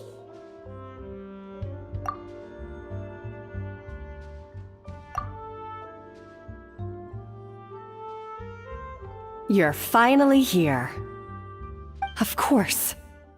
I should have put two and two together as soon as I read your threat letter. The food safety incident, the demand for a cooking contest, the instruction to blackmail Monica, even the suggestion that Escoffier was keeping secrets from me. It was all part of your grand plan, wasn't it, Monica?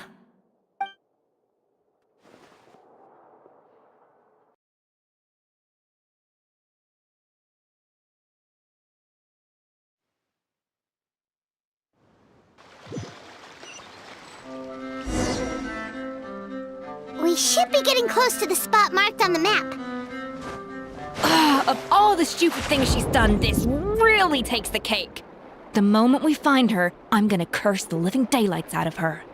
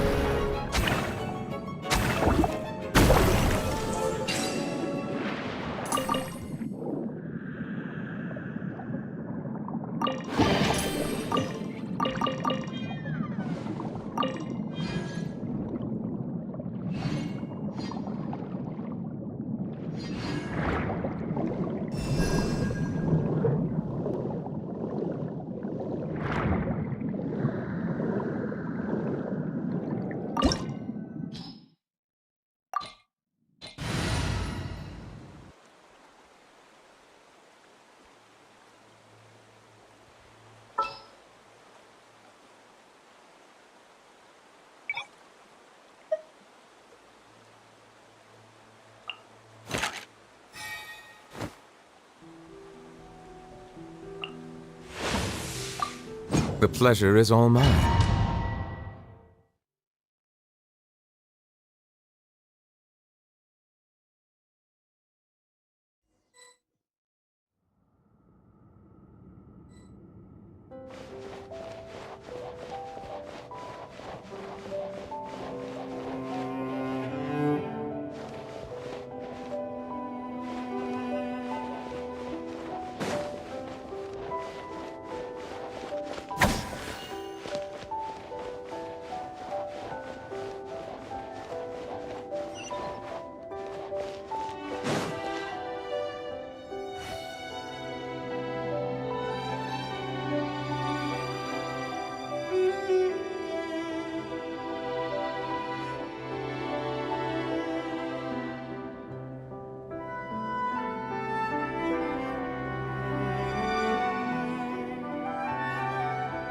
Whoa!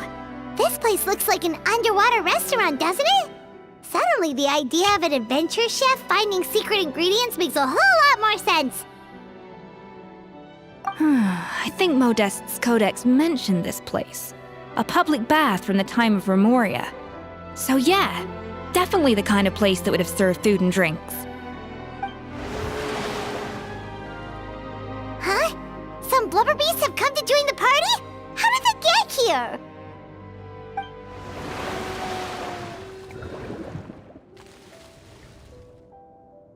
Aw, they ran off!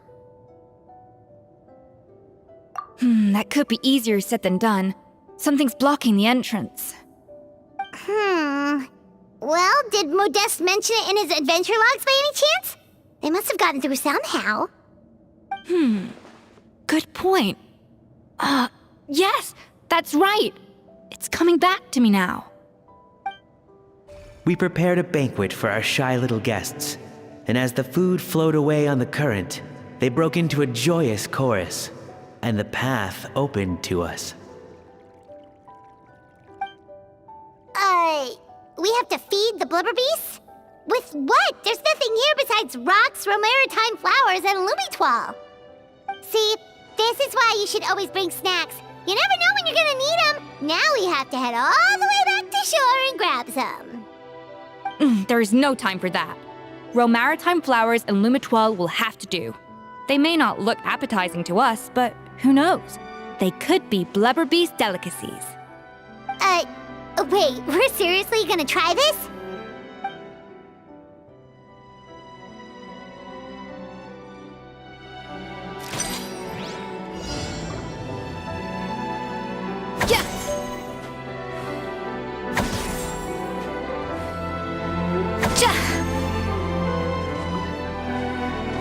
Up to the freezer!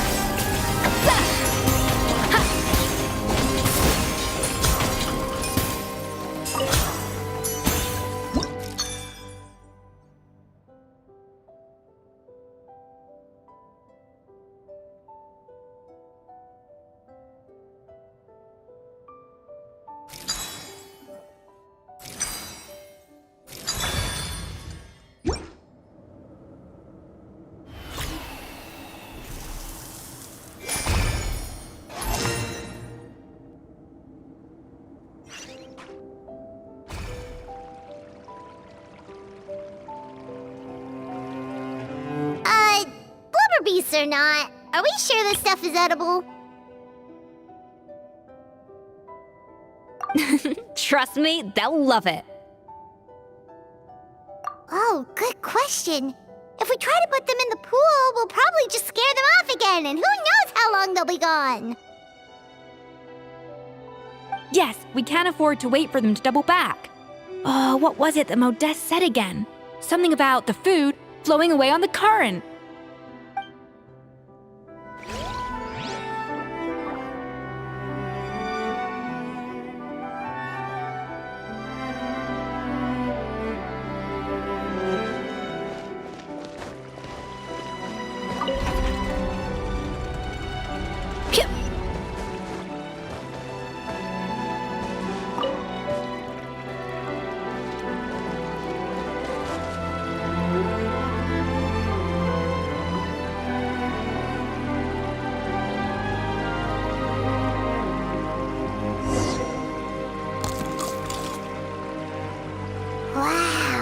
It's really singing!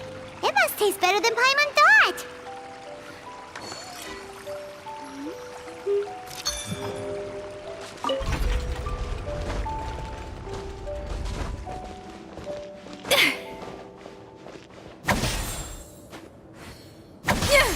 The track's turned back again. Ugh, so annoying.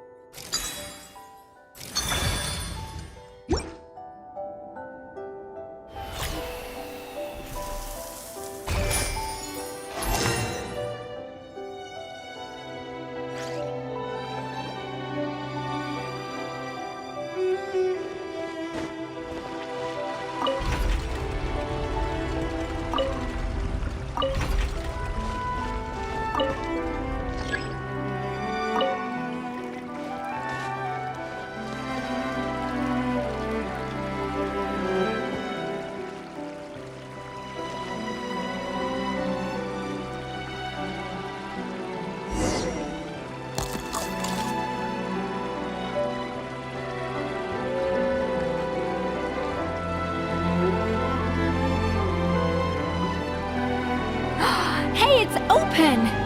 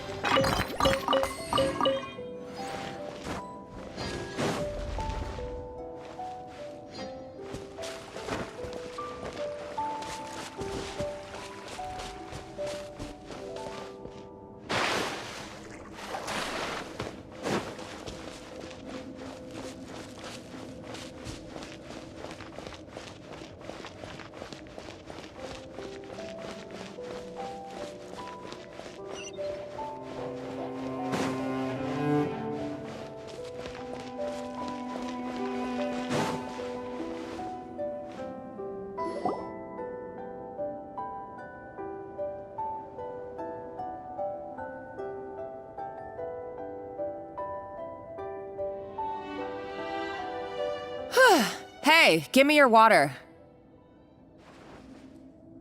Here. I said your water, the one you just drank out of? Sure.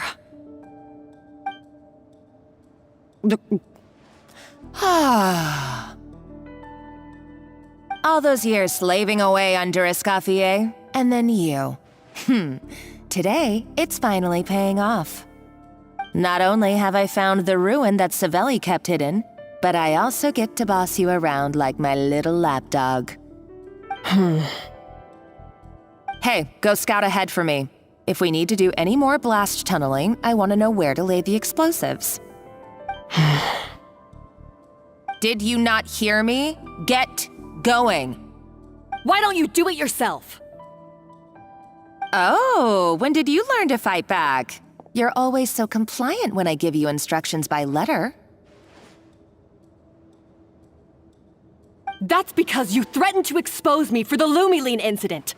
I swear, if I'd known what you were planning, I'd never have... Ha! Don't be so self-righteous. Admit it, you've always been jealous of Escoffier. That's why you lapped up everything I told you. You were terrified of her finding out about your part in the Lumiline incident, and you resented the way her reputation hung over you. So you jumped at the chance to convince yourself that she was the villain, that she deliberately hid her secret recipes from you just to hold you back. It was the only excuse you needed to justify getting back at her. First, idolization, then jealousy, suspicion, and self-deception. That's what this comes down to. It was the same story with Savelli and my ancestor. He offered Modeste his friendship only to murder him out of vanity. He promised to explore the world with him, only to later destroy all records of their adventures. It's a miracle I even found this place. You have no idea the countless hours I spent piecing it all together. So you see, You're no better than Savelli. If you can't beat him, betray him, right? I am no Savelli, nor will I ever be. Oh, put a lid on it. You really think you can absolve yourself of your vindictive and jealous behavior now? Just because you finally realize that Escoffier never kept any secrets from you? You didn't show any remorse when she left, or in the cooking contest. Why start now? You have no right to redemption. You're right. I don't deserve her forgiveness. But I am done being bullied into submission by you! Ooh, feisty. But you should watch your tone. Talking to me like that could get you in big trouble. I somehow doubt that, since I poisoned both our water bottles. What? Ever since I learned the truth, I've been biding my time, waiting for this moment. You've played me like a fiddle for so long, and now this is payback! But you drank it too! It's what we both deserve. This is the price we must pay for betraying Escoffier. You'll die here with me, Monica! You.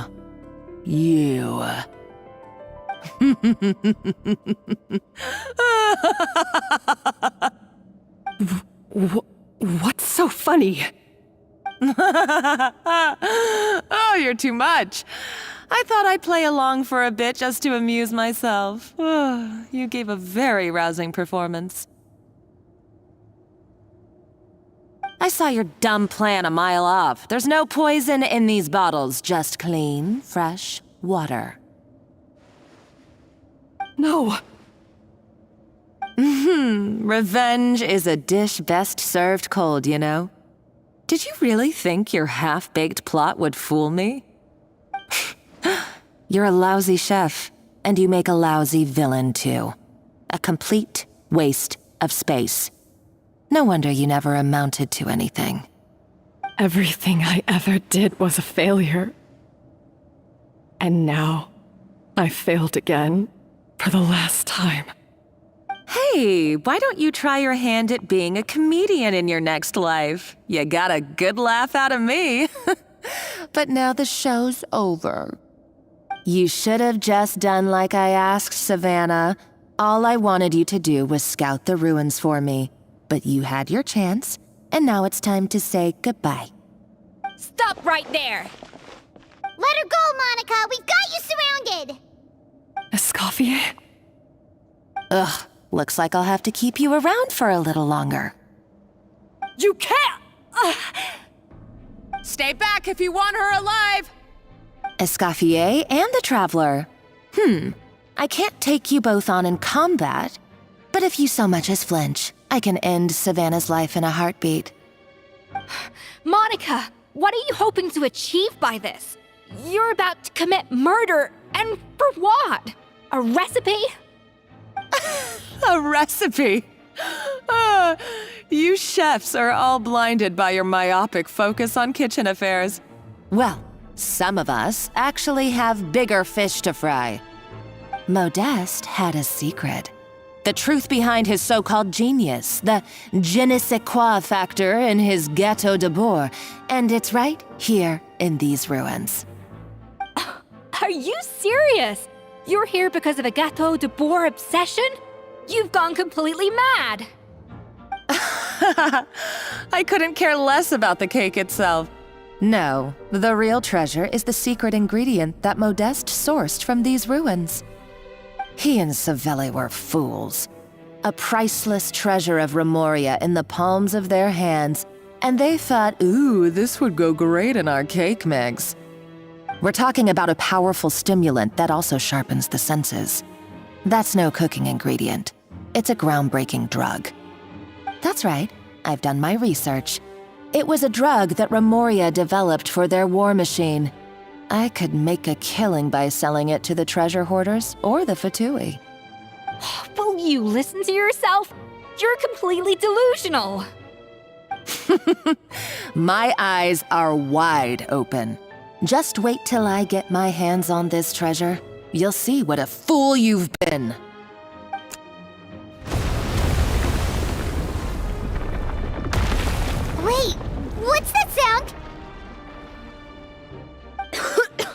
Just when I thought she couldn't get any crazier.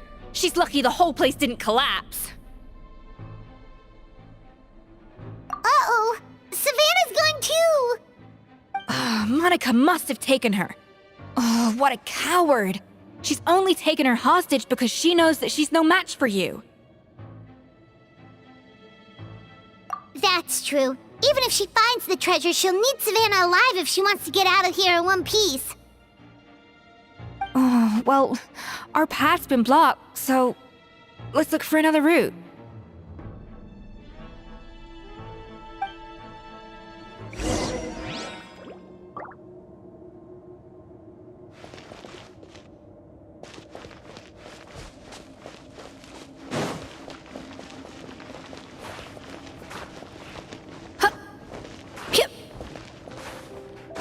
The water looks pretty deep here. Maybe it leads somewhere.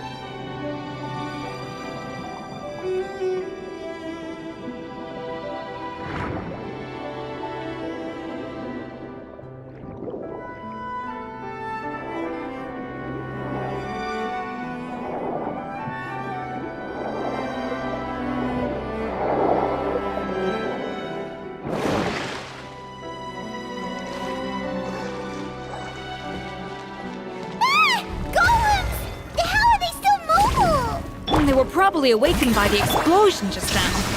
Alright, Knife Skills 101. Time for some rough chopping. The tides beckon.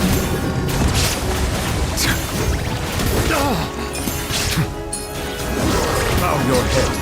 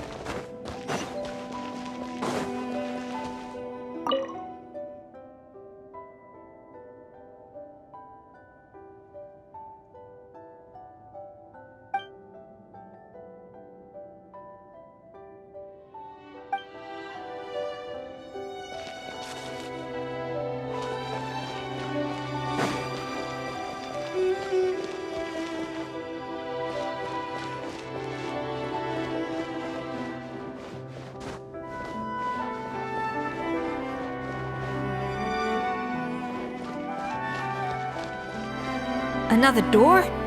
Guess we need to prepare another feast for our guests.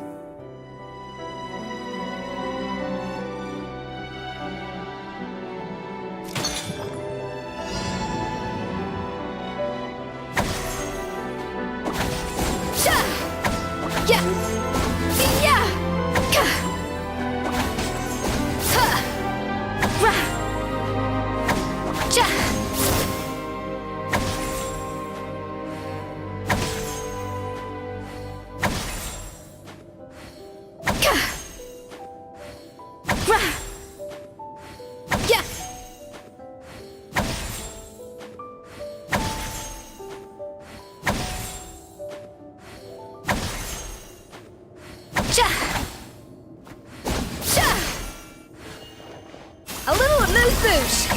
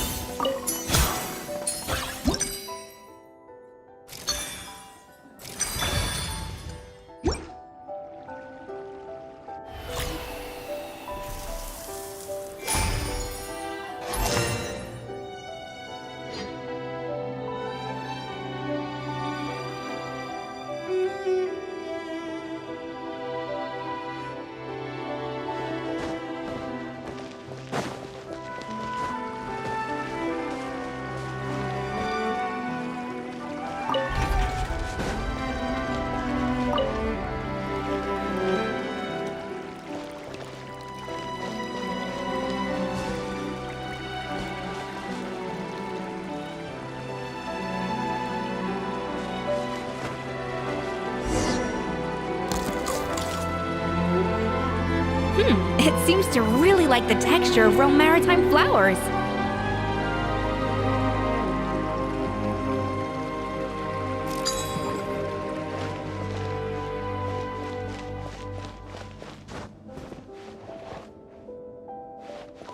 Off to the freezer!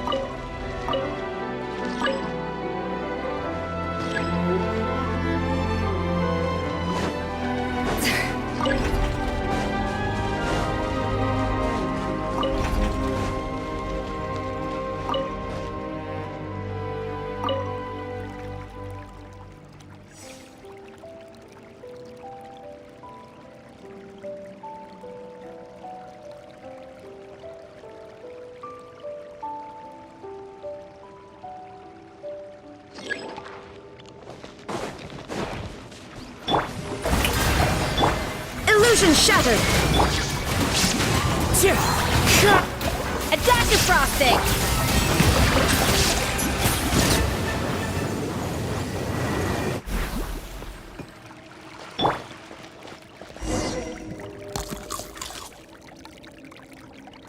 I never knew you could process Lumitwol like that. Alright, I've got to jot this down. Lumitwols and maritime flowers. This could open the door to a whole new world. Yep, that's literally the plan. Wait, hold on. Which door are you talking about?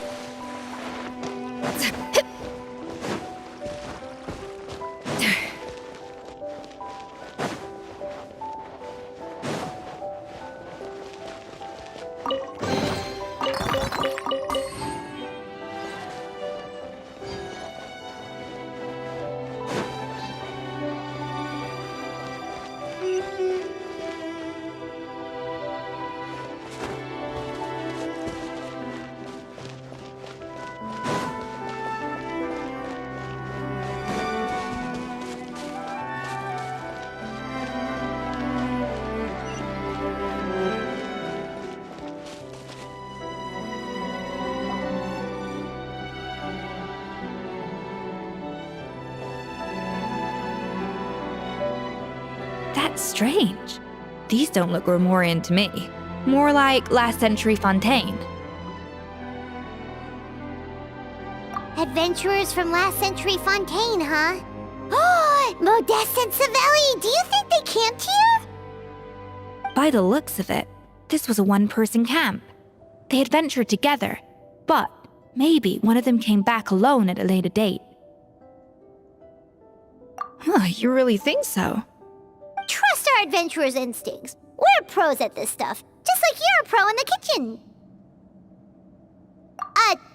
Okay, well, the Traveler has more adventuring experience overall, but Paimon's definitely a pro rummager from all those treasure chests. Darn it! Paimon was just about to show off her rummaging skills. Huh, no kidding. Are all adventurers so obsessed with journaling? I mean, I guess I take a lot of notes when I'm cooking as well, but I thought that was just me. Anyway, let's find out who was here. It's been years since I've last visited these ruins. It's exactly the way I remember it. This place probably hasn't changed in millennia. Sadly, up above, on dry land, everything has changed. The treasure of Remoria. That's what we used to call it. Modeste was right about its potential. It turned Gateau de Bourg into a national sensation. Our limited stock of the substance meant that the Gateau could only be produced on a small scale, but this only drove up the popularity all the more. Modeste was right about that too. He predicted all of it. He was praised as a genius, while I, as the one person who'd ever disagreed with him, was labeled a talentless fool. Modeste tried his best to console me, but I knew better than anyone just how great the gulf was between us. Our conversations grew scarce, and we saw less and less of each other. I didn't fight it. He had new friends and a career of his own. Why invite further disdain by inserting myself where I did not belong? I told myself that maybe one day, when I finally created a masterpiece of my own, I'd be able to face him without shame. Or maybe one day, when I've put these feelings of self-loathing behind me, I'd be able to ask him with a smile on my face, how about we go on one more adventure, for old time's sake? Unfortunately, that day will never come. So it was Savelli. From the sounds of it, he came back after Modeste had already died. I always thought it was just a legend. But if it's true, then this must be the place where they found their secret ingredient, the birthplace of Gateau de Bourg. In that case, what does that say about the death of Modeste? If it's all true, maybe Savelli really did have something to do with it. The taste of Gateau de Bourg has changed. Modeste was convinced of this, even though everyone swore they couldn't tell. Being the perfectionist that he was, he refused to accept even the slightest flaw in his work. He stopped all sales of the product, locked himself away in the kitchen, and worked day and night, vowing to find out where he had gone wrong. But as he baked and taste tested over and over again, he found he only strayed further and further from the original taste. It was only when he was sipping on coffee one day and realized he could not taste the bitterness that the truth finally dawned on him. What had changed was not the gâteau, but his sense of taste. The treasure of Remoria stimulates the senses, taste included, and invigorates the spirit. In the short term, it offers people the ultimate gourmet experience, but in the long term, it dulls their senses entirely. In hindsight, it made perfect sense. After all, why would a culture that sought liberation from the constraints of their bodies care for the loss of their senses? But we realized it too late. We were just too late. Over the course of his many culinary experiments, Modeste exhausted the remaining supply of the treasure of Remoria. He consumed it all himself. The finest culinary talent of his generation now faced a future in which he would never be able to taste anything ever again. Finally, in despair, he took his own life. And because we had become estranged, I could not be there to stop him, to offer some words of comfort, or even to say goodbye. Yet despite everything, he sent me his final letter. The treasure of Remoria? Guess Monica was really onto something. It really was a kind of drug. So, Modeste chose to end his own life. Then, why all the rumors that Savelli murdered him? Also, neither the Codex nor any other contemporary records make any mention of the treasure of Remoria. It's almost as if someone deliberately erased it from history. Modeste told me everything in his final letter. His was a tale of how even a genius could fail, and how much more devastating it is when it happens. Did he hope I would gain some personal catharsis from knowing the truth?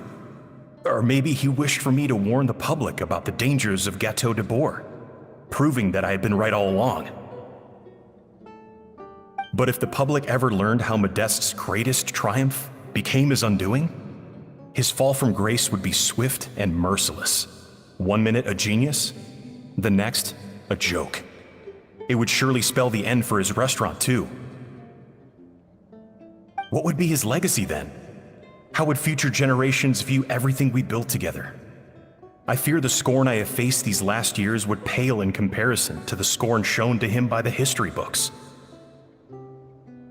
I cannot let that come to pass. I will do what I must to protect his name. It will mean tampering with his notes to remove the damning details, leaving mere fragments of our story behind. It may lead his family to suspect me of having a hand in his demise.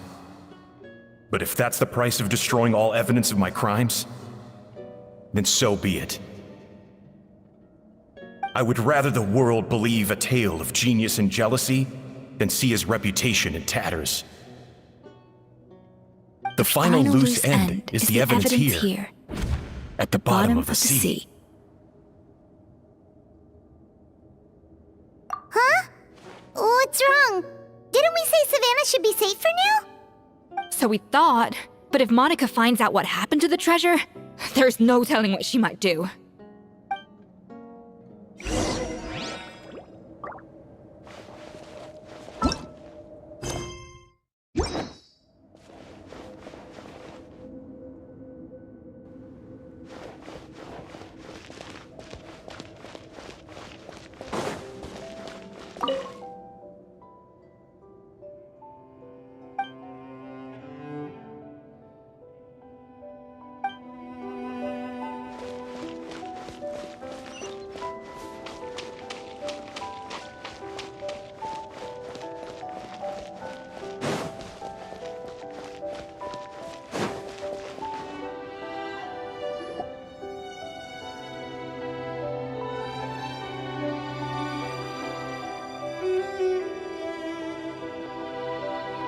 The treasure of Remoria.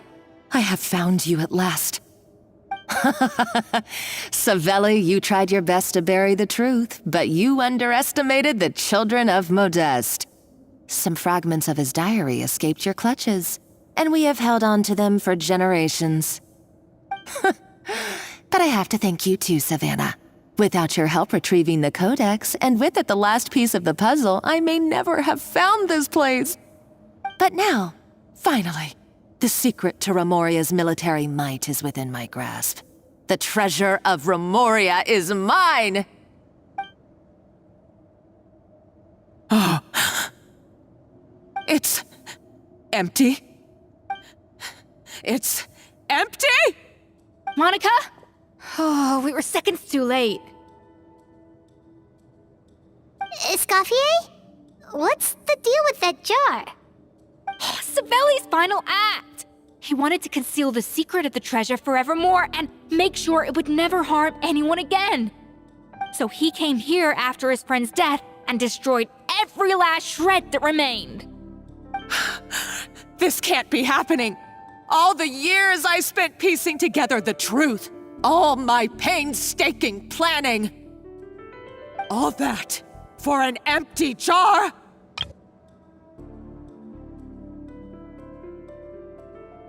Monica, don't do anything stupid. This ruin is more dangerous than you realize. Oh, shut your pie hole!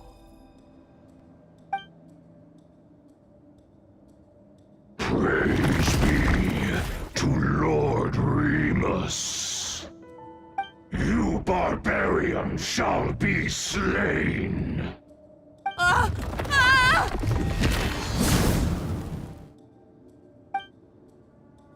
She's a nutcase! A liability to herself and everyone else! Well, now it's up to us to clean up the mess she's made. Take these golems out!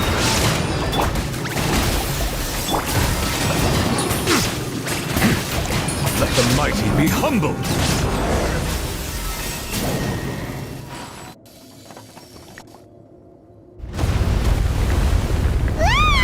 Why is this place still shaking? Either way, it's all her fault. Enough chit-chat. Let's get out of here, Traveler Escoffier, come on! Okay, I'm coming. Oh, no you don't. If I can't get what I want, neither will any of you. I've got nothing to show for my life's work so far. But if I can take another so-called genius down with me in my final moment, then it was all worth it. You're a psycho!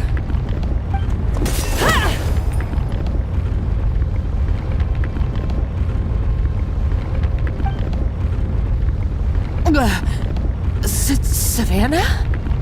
Oh, when did you wake up?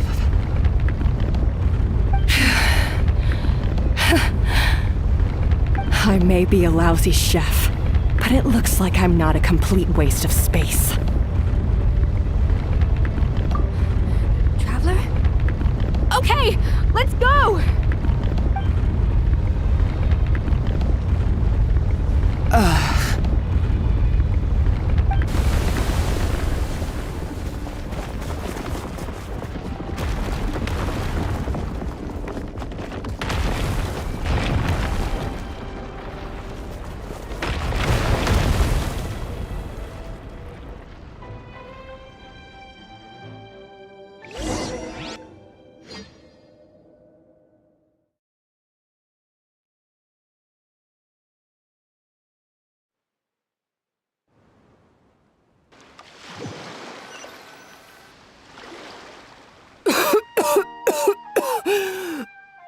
Escoffier! Savannah! Traveler! And Paimon! Venegem! What are you all doing here? What did you expect us to do? Stay at the restaurant and sit on our merry derrieres? While the Traveler and Escoffier were out here risking their lives? We had to do something, even though that something ended up being, well, waiting for you here instead. I don't deserve any of you. And I certainly don't deserve to be your head chef. It was my fault Escoffier had to leave.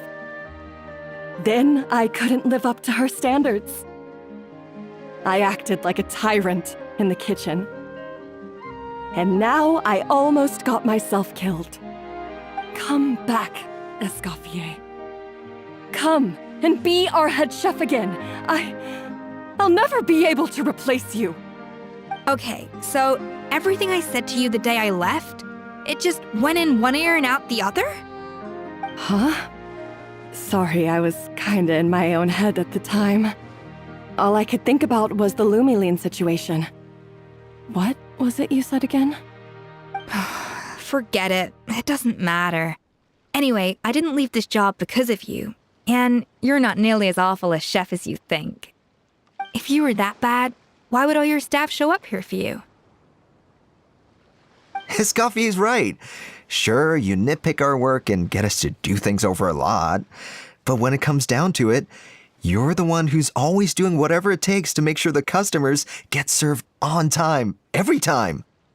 Things were pretty rough after Escoffier left, and Savannah's the only reason we've been able to make it through. Our customers know that Escoffier doesn't work for us anymore. But the fact is, they keep coming back. If that's not an endorsement of your work, I don't know what is.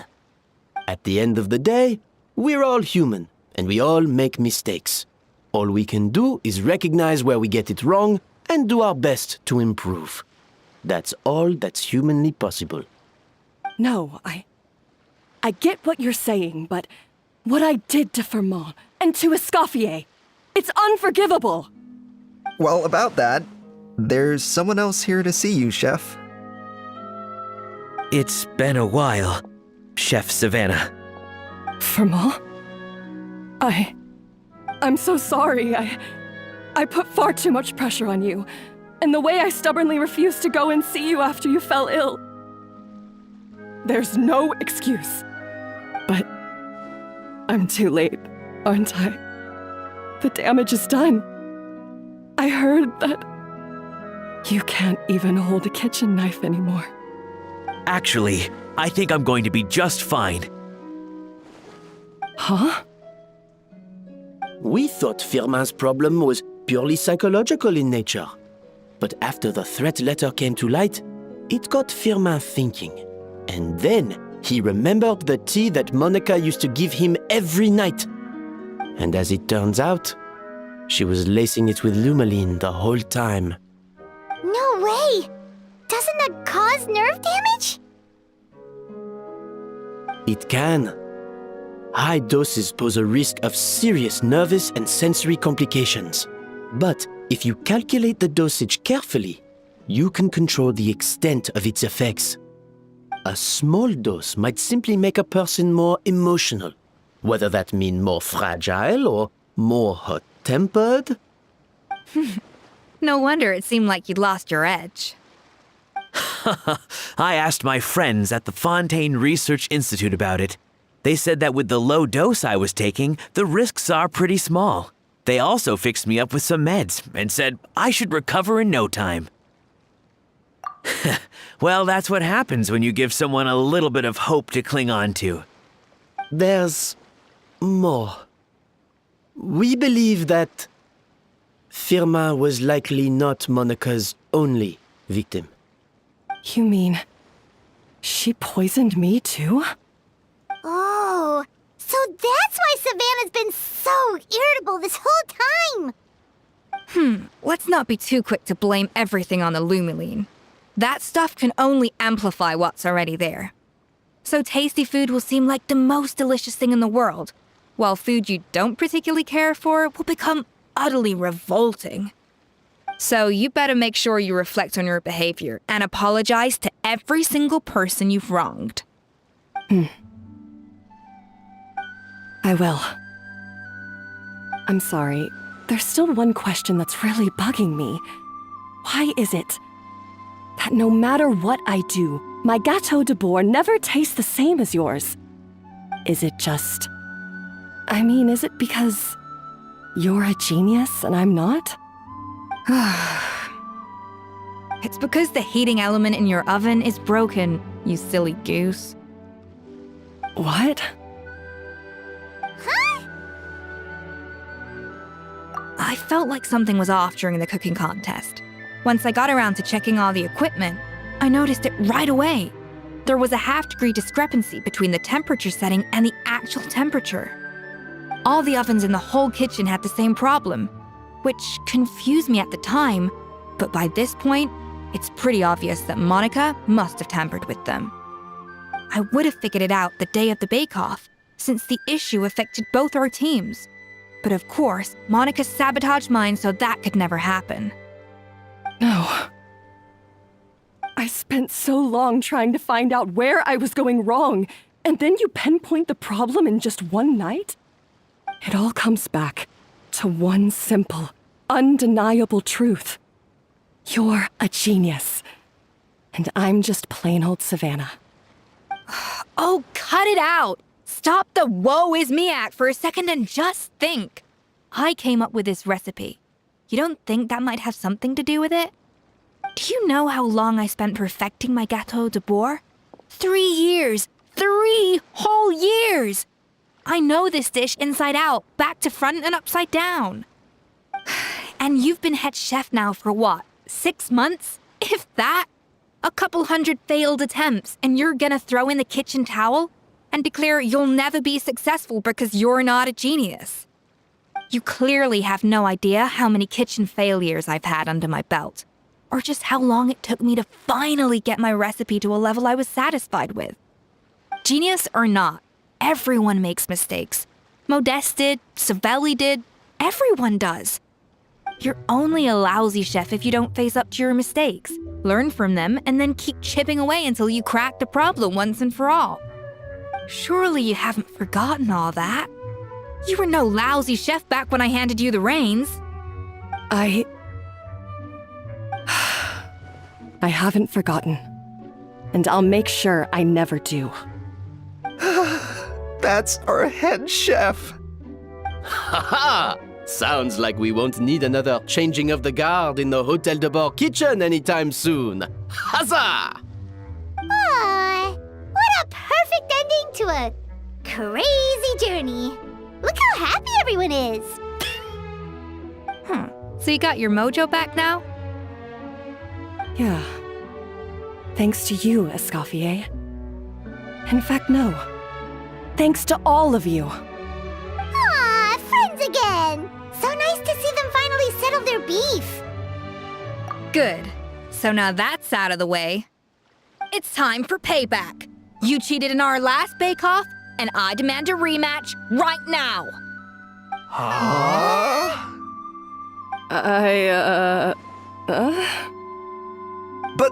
But that was mostly Monica's fault, wasn't it? Right, and also, does it have to be right now? Savannah's only just got her mojo back, and you barely escaped from a death trap. No excuses. This is a cooking contest between 2 top chefs, and nothing will stand in its way. So grab your spatula and get ready, because this rematch is happening today, right now, this instant. Hey, so, this whole time you were salty about losing?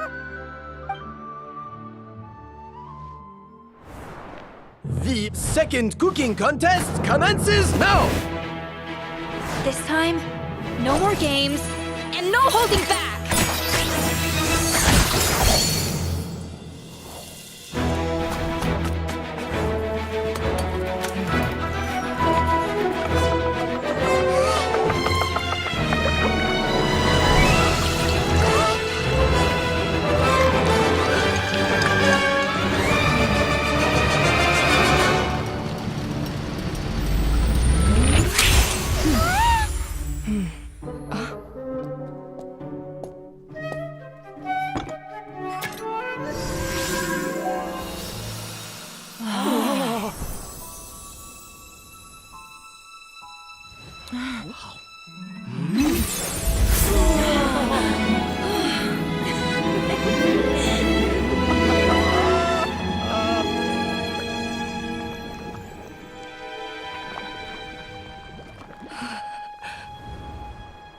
I feel like I don't have the right to be here. Hey, what are you so afraid of? You can't unbake it now. And if you don't serve it, then good or bad, you'll never find out how to improve. If you're too scared to fail, you'll never know what real success tastes like. So? Embrace your failure. Taste it. Digest it. That's the way to success. I don't know. Sounds like it's easier said than done. I'll do it.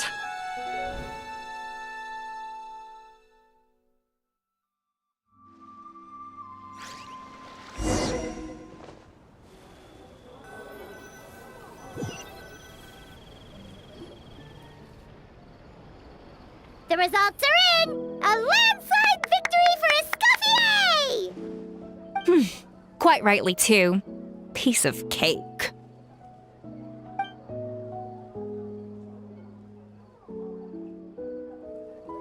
Oh yeah, look at that! Savannah looks pretty chipper too, considering she lost. Now, where were we? Yes. Do you have any more questions for me after everything that's happened? I thought Navia would have filled you in. And actually, I said all this to Savannah before I left. Although, as we saw, I don't think any of it sank in. I had 2 reasons for leaving. One was the food safety incident, of course, but the other was that the Hotel de Boer had reached a point where it didn't need me anymore. So I decided to step down and look for new opportunities to improve myself. Improve how? Well, a while back, I got to know a fellow chef from Liyue, and in her, I saw so many new possibilities. She has that same adventurous spirit that Modeste and Sibeli had in their youth. Slime mucus, lizard tails. With her, nothing's off the table. There's a whole world of new flavors out there waiting to be explored, hiding away in ingredients we overlook. Case in point, remember those Romaritime flowers down in the ruins? I used them in the cooking contest just now. Did you taste the difference? What? Paimon didn't notice at all! Half of the art of cooking is dissecting the recipes of previous chefs and figuring out the exact constellation of elements that gave their work its signature taste. And the other half, it lies in freeing yourself from the confines of the kitchen. You've got to go out and explore the endless possibilities out there. Uh-oh. Paimon's suddenly not sure she wants to try your cooking anymore.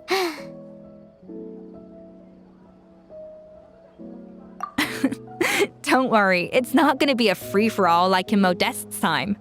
Before I put anything into my food, I'll obviously do my research, make sure it doesn't contain any harmful substances. In the meantime, take this. It's a recipe for Petit Gâteau de Boer revised version. I tweaked it to suit your needs as busy adventurers. Hope you enjoy, and remember, feedback is always welcome. All right!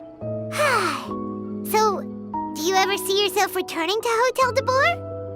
Oh, of course. I've already promised Vanishem that I'll come back every once in a while to make sure the quality of the food remains at an acceptable level. You know, Paimon's still a little disappointed that we never got to see the treasure of Remoria.